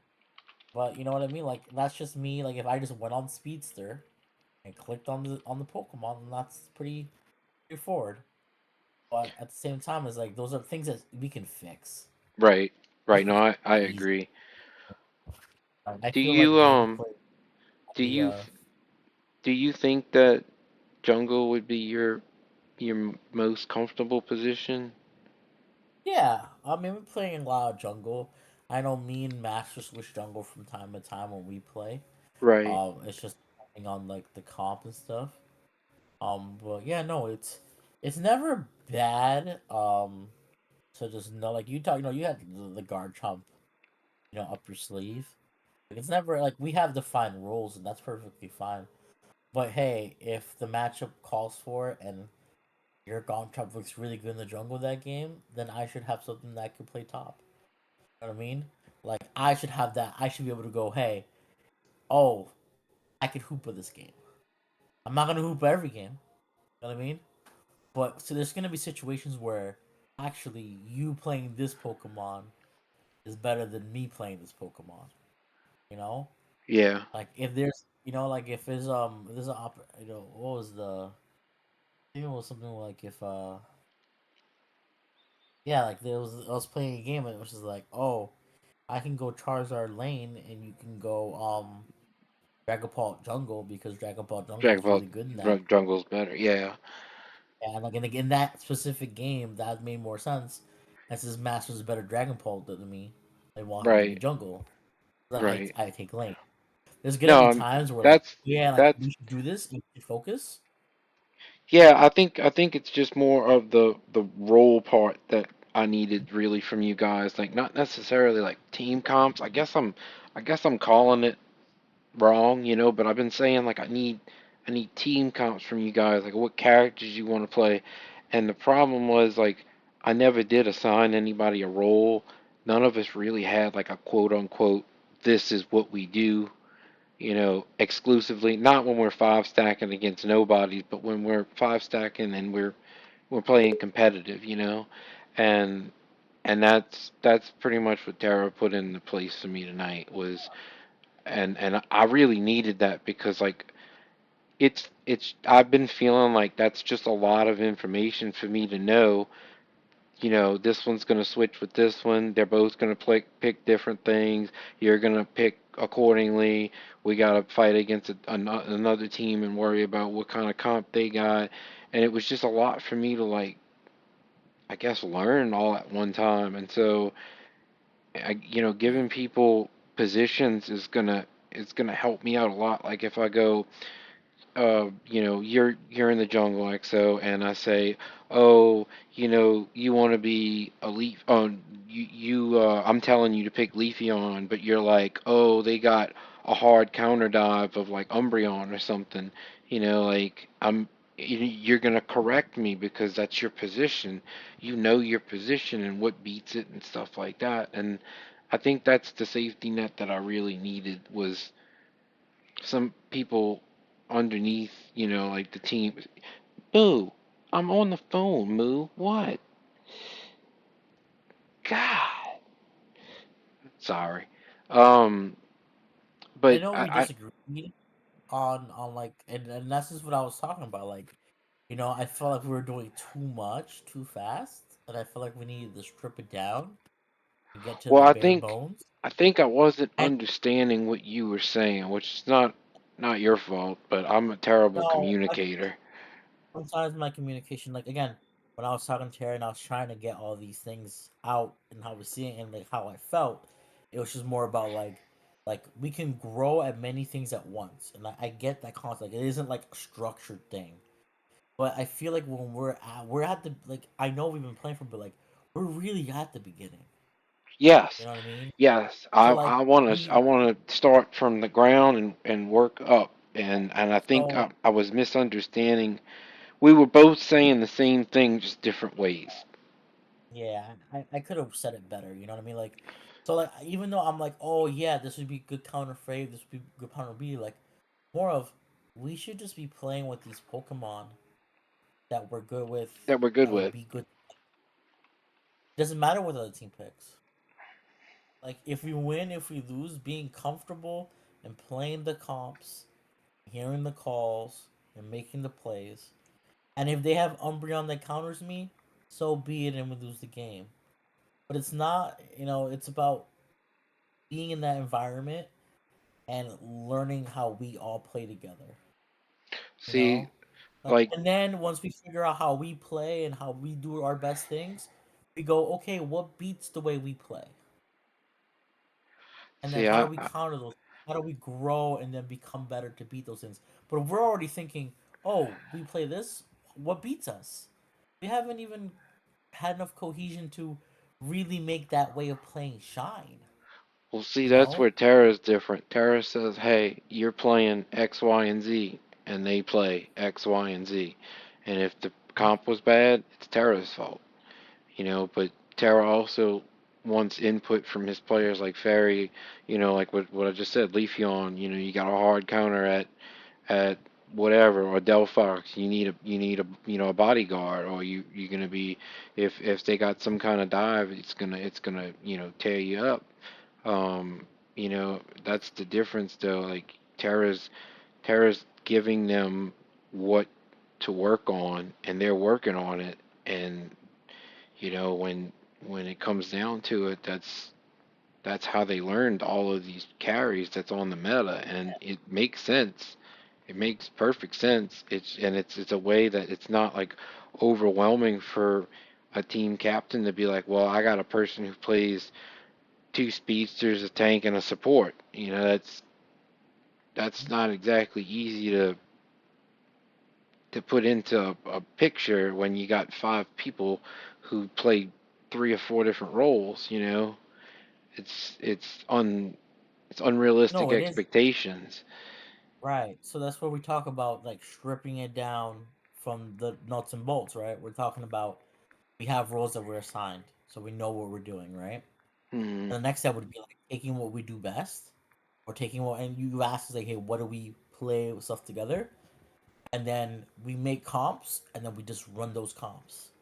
Well, And see, if A that's the problem though. aren't That available, that's what Tara is saying. He says, you can't just run X, Y, and Z as comps because every comp is going to be countered or whatever, like picked, yes. and it could just be a Mhm. natural thing that our comp is naturally countered by their comp, and we need to be able to see that, and we know that these people have us studied when we do get somewhere enough to know, like you Right. look at people's characters already, who they play and stuff for banning phases in tournaments. Like you go a step further to check out people's API to see what they're good at, and Mhm. we need to be prepared for.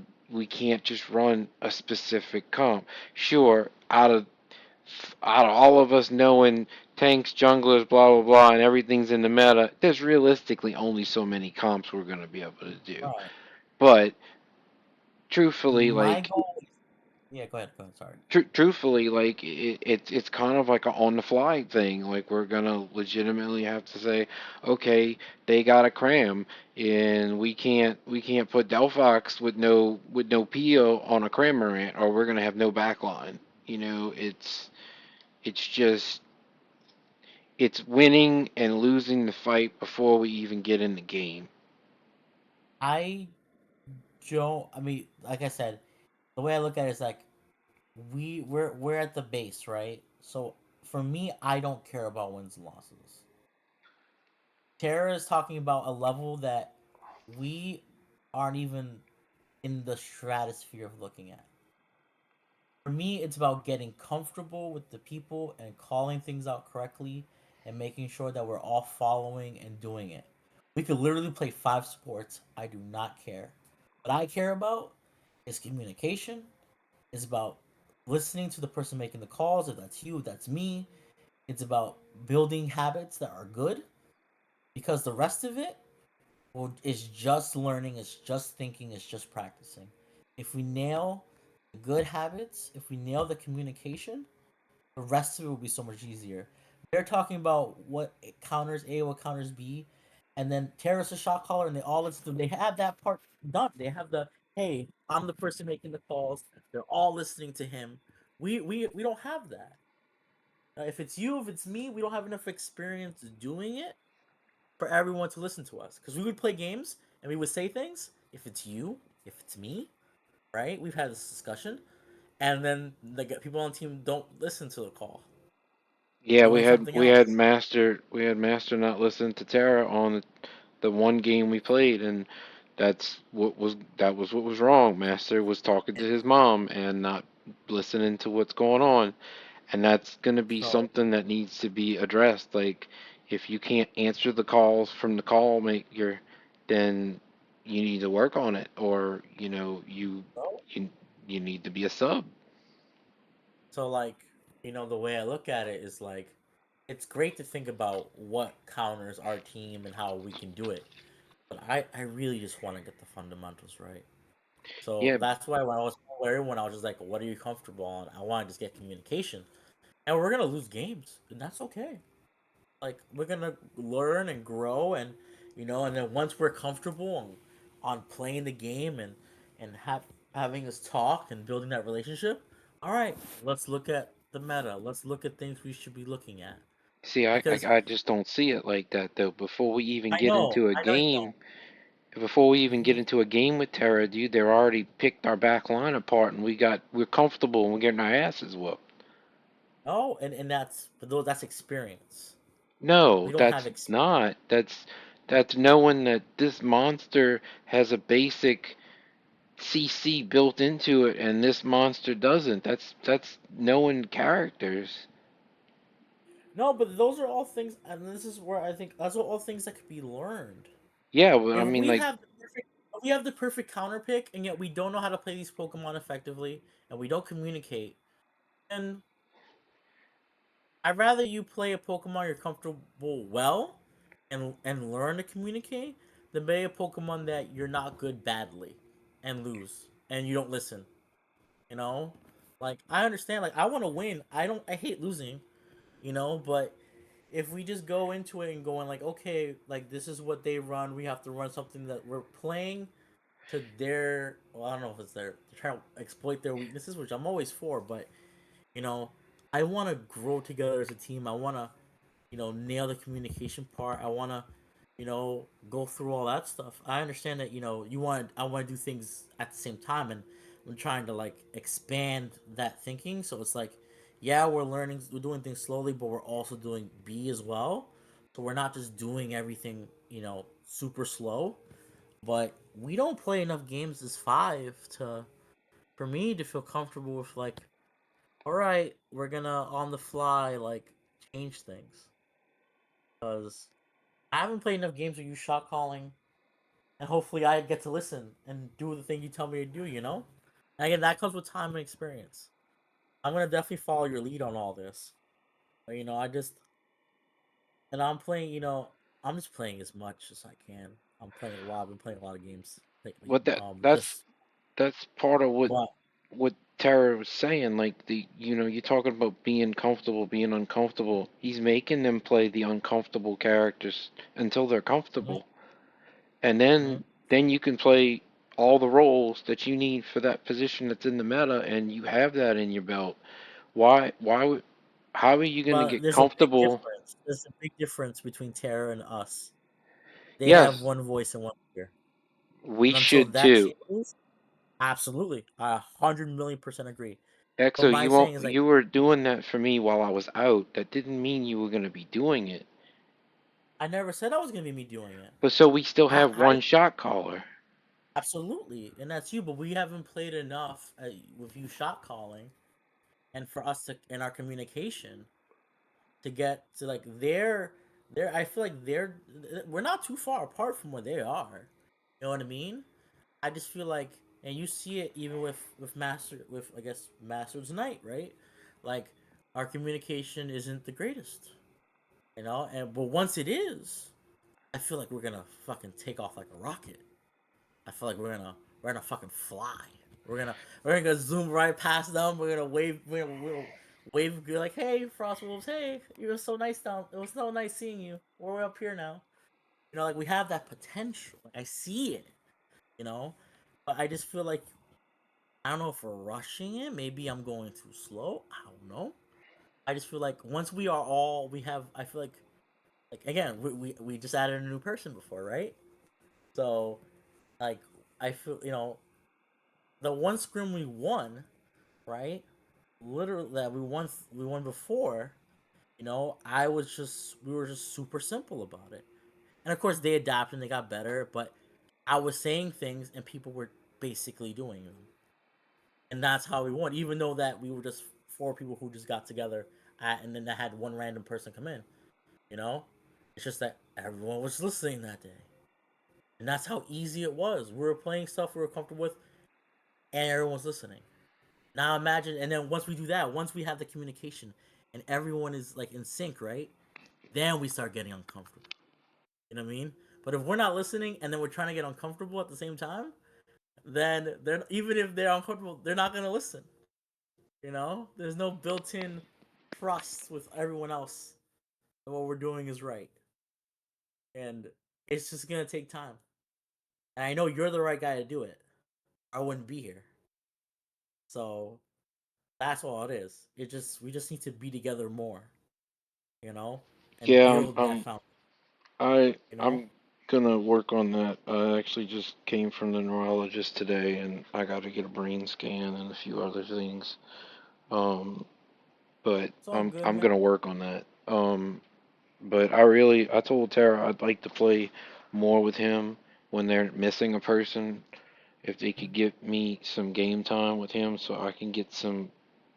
I needed to see how this was done in this game. I've done it in other games. I've done it for a lot of things, but I needed to know what worked for this game. And the game we played tonight with him, we did what we were supposed to do. Even when we had a few screw ups. I was playing a character I wasn't familiar with. Master wasn't on comms for most of the game.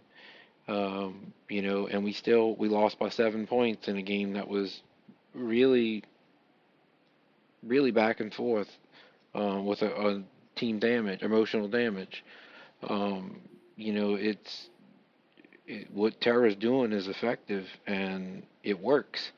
And Fairy backed him up 100% of this is what works. And I've been looking for that same formula that he has put into place, and I just needed to see it. I just didn't know that's how he ran things. He said, we started out the same way. What do you guys want to play? Are you comfortable? He said, after weeks of playing like that and nobody grew, he said, we changed it up, and that's where we're at. We're all good at our own positions, but we need to be better at specific positions. Like we're good everywhere. A bunch of us are, and we need to we need to limit that so we're not great everywhere. We're fantastic in one place. Mm-hmm. Absolutely. And And again, I think it's I'm gonna all pick his fluid. brain, more and more about how I can get to there. But he gave me a pretty good heads up on what needs to happen. I don't know. For me, my opinion, that kind of stuff just comes from and Tara will tell. I think Tara will tell you, it's just a grind set, man. It's putting your doing it and doing it and doing it and doing it, and just keep going. You know, that's how it works. And Yeah, if we but don't have everybody, we don't have everybody doing it, then it doesn't work. well, that's what's gonna we're gonna start this very soon, like this week, this weekend. But the thing that I need is the same thing that Tara asked them to do. I don't want you to just play it right now. I want you to play it until you're good at it. I want you to have 50 games with this Pokemon by the next time we play, me included. If you're in a position and you don't know two other meta picks in the top attacker tier, then this is a good time to learn it. You may not have to ever use it, but you know how to kill it. Yeah, you're not gonna not get that from me. Well, I'm I already mean, doing that. I'm saying like I think general. I think master general. master is playing a lot of positions. I play a lot of positions. I don't play often because I've been not feeling well, but that's gonna change. I'm hoping. I just got some help today. I'm hoping it starts helping.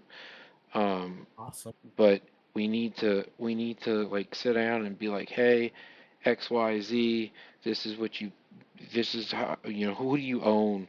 Oh, I own this one, that one, that. Okay, well, why don't you practice this one, that one, and that one until you're great at it, and then work on owning the fourth one, or something like that. And that's what I wrote.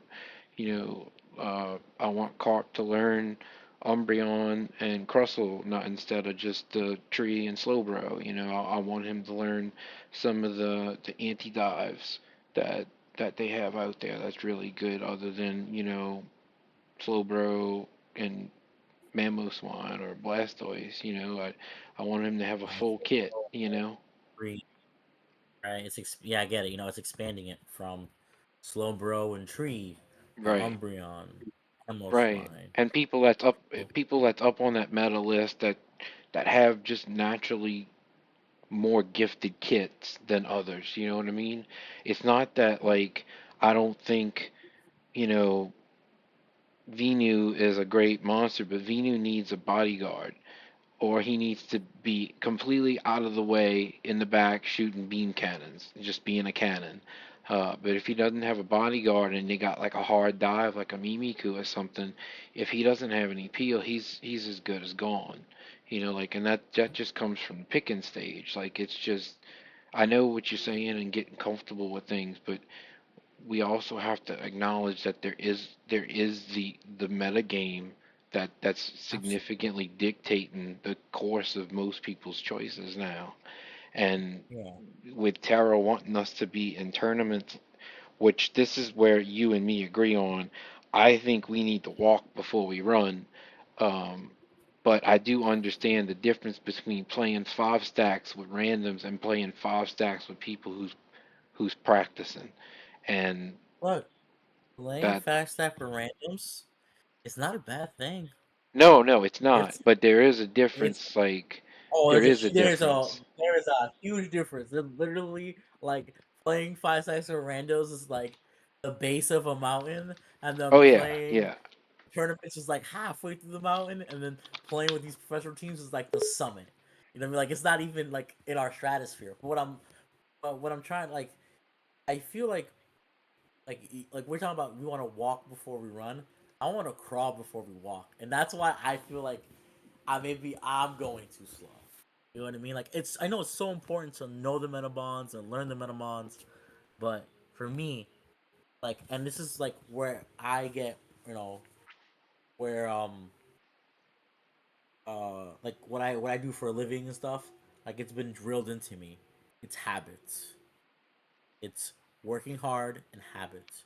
You can be the best salesperson in the world, but if your paperwork is shit, you're fucked.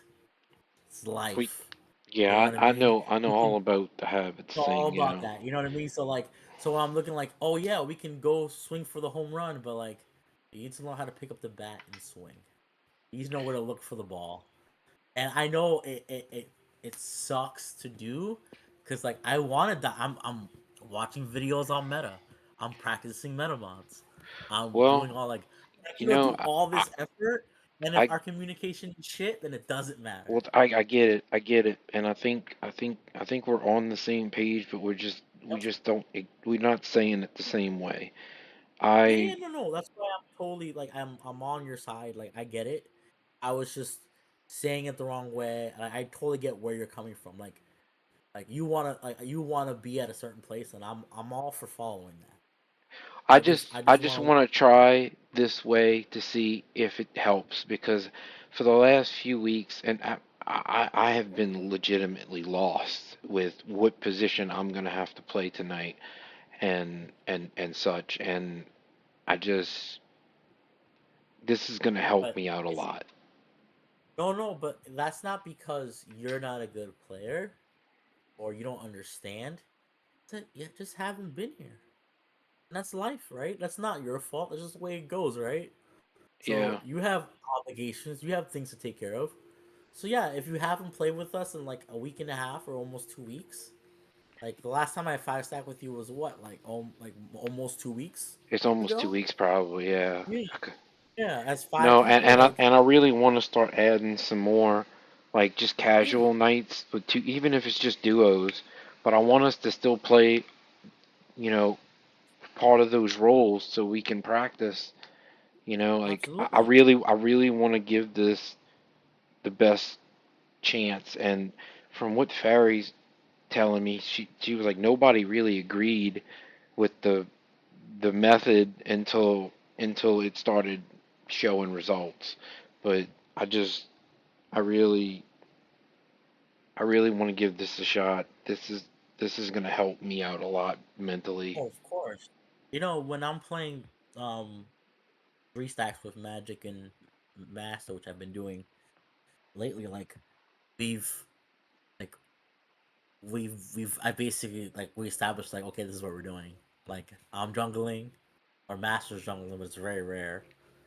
And if we're not, like we're jungling and they're laning, and then whatever lane they're in, I'm ganking. Just so I could practice that. You know what I mean? Like, Yeah.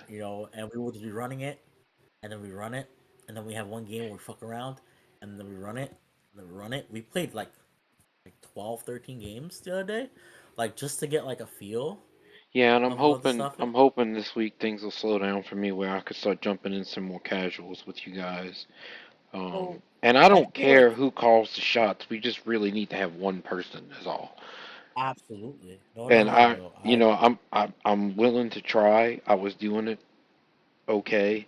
Um, you know, that's why they asked me to do it. That's when I asked them if they thought they made the right choice. Um, like a week and a half ago, they said absolutely, and I don't particularly see that, but I do see a lot of room for improvement on my end, and I'm gonna try. You know, and I just want to give this a good shot. I'd really like to say that we made it, you know, and we we we made it to the stage where we need to be, you know, and I just want to give us the best chance to get there, really. but I don't want you to like what was it? I feel like I don't know. I feel like the goals and the milestones are like we'll get there.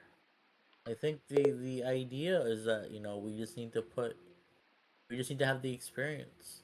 I feel like it's all we're missing is experience and just studying and just getting that stuff together.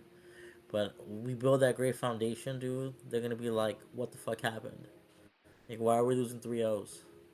I was like, oh, they're countering. Okay, they have a better read of the memo, but guess what? Here's something we're gonna find. We're gonna find out once we get to the higher points of the thing. Everyone knows what the meta is, right? We're all countering each other. We're all doing it together. It really comes to who plays better, who communicates better, who has a better game plan. The Pokemon are important. The drafts are important. But fundamentally, like when I was looking back when we were playing Underdogs, and I was watching the other teams.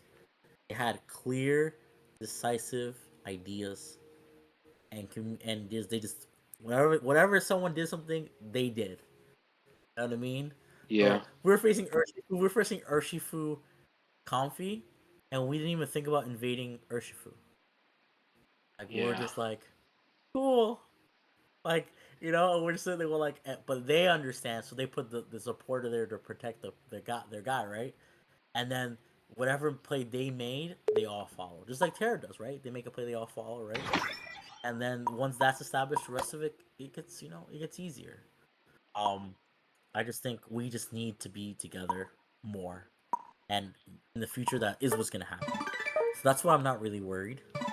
oh no, I Because I'm not like I know we're gonna get there. I want to I want us to all feel like we're making traction where we can see it. You know what I mean? Like I have no dude. We had Tara and them sweating more than a few occasions. Okay, and that's playing comfortable monsters. That's not meta. That's really troublesome for people who's knowing the meta. But us knowing the things and playing like we do, I think we're gonna do really great. It's just getting there. yeah, yeah, That's and I really you think know, we're gonna all do really great. We're all really good at it. I just think that what was it? What I'm thinking of, we we're making progress every time. There's something that like I work with. My head is I try to get my head in the space where when we had that really shitty scram in my opinion, I was like, we're going backwards. But then I have to contextualize that differently and I go, all because we didn't play as good as I expected us to play doesn't mean we aren't gaining experience, that we aren't growing and we aren't going to be better. You know what I mean?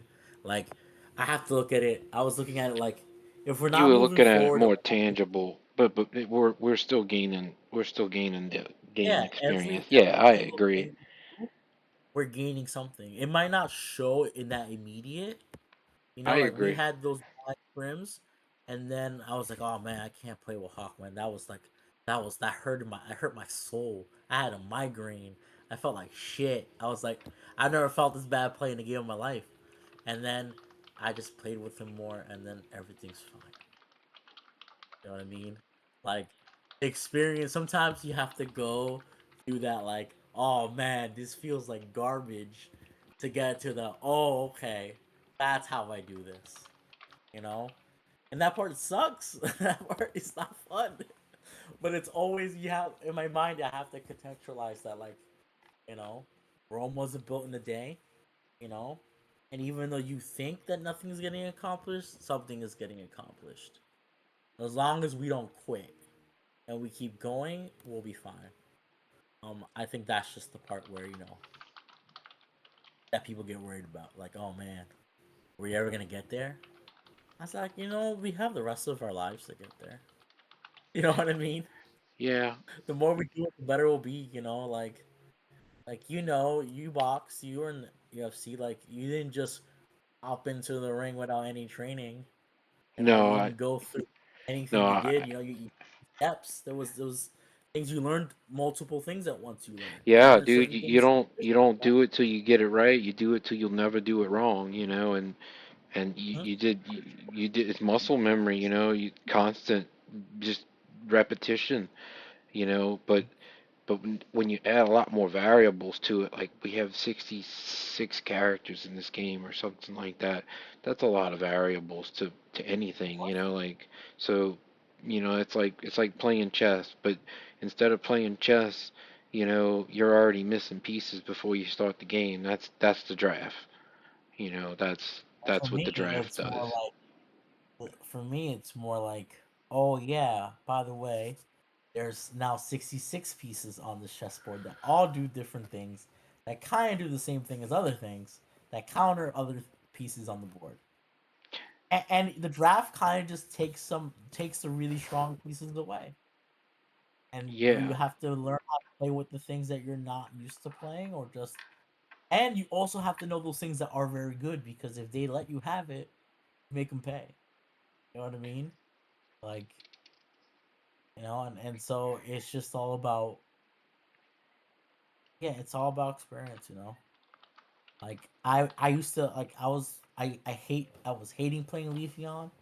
I was like, oh man, this looks so, like, it's, oh, I didn't like it. And then I was seeing Luna play. I'm like, why is Luna just shitting on us every single fucking time? Like, every time Oh, we're in, and then she Leafeon's comes up top. and, Leafeon's a oh, top tier speedster. That's because he does so right, much damage. But but like, it wasn't. if we would have had somebody who had a dive and had a little bit more meat on him, like a Mimikyu, it would have gave him shit. We Or if we just played at pad and weren't overly aggressive, and they gank at 2 820, and we know the timing, and we're not separated, and then we just go to pad, and then our jungler clears their clear and then heads up. They're 5, Leafeon's 4. We win the battle at pad, they die. That it's that easy, you know? It's not even Leafeon's for like 15 seconds before almost everybody else though. right. But if you play at pad and you have berries, by the time your jungler hits 5 and clears and goes top, you have the advantage. Yeah, but this is Because all you will get there. hypothetical. No, I've played it in games. Because Yeah, I but ran Leafeon and I got my ass kicked because the people were doing this. I would literally, when I was playing with Master and in Magic, and I was playing Leafeon, I was like, oh, okay, let's try to stack and then go for like the super aggressive, right? And we go for it, and then we would try to get kills, but we couldn't get kills because they were healing off pad and berries. Then the jungler comes in level 5 and kills us all. And I'm well, like, I you're just not lost. supposed I to can't. push and you're not supposed to Right, push pad unless you're +2 anyway. So I mean, like right. in all So, honesty, y'all only had 3v2. You shouldn't have been pushing it uh, to begin with. exactly. But I wanted to do that because I wanted to test, how does this lose, right? So it loses by He's not squishy as taking the hell. fight. By, yeah, it is. By not taking the fight, by being together, by playing on your pad. And then once they're pushing, because Leafeon has a short window of, I'm gonna kill you, and then I'm gonna get my stuff, get super ahead, and then I'm gonna go do something else. Because it still has to clear blue. It still has to clear like a ball toy if it needs to clear a ball toy. Like, it still has to do other things. So like, I see it like it's just like when we were in lane and Leafeon came and killed us, is because we weren't together. Because we just didn't know because we didn't play the Pokemon enough to learn how to use Pokemon. So it's not even, sometimes it's not even about if we have dive, if we have this, if we have that. If we don't let it get ahead, it doesn't beat us. It becomes less useful. Yeah, that's what You we did know? with the Garchomp game. We steamrolled the Huh? experience. It was we That, kept the pressure. but we can't like if they like do the gank early, like we can't counter, like there's only two ways of beating it: not fighting it or doing the same thing. You know? Because if we have dive, right, and we play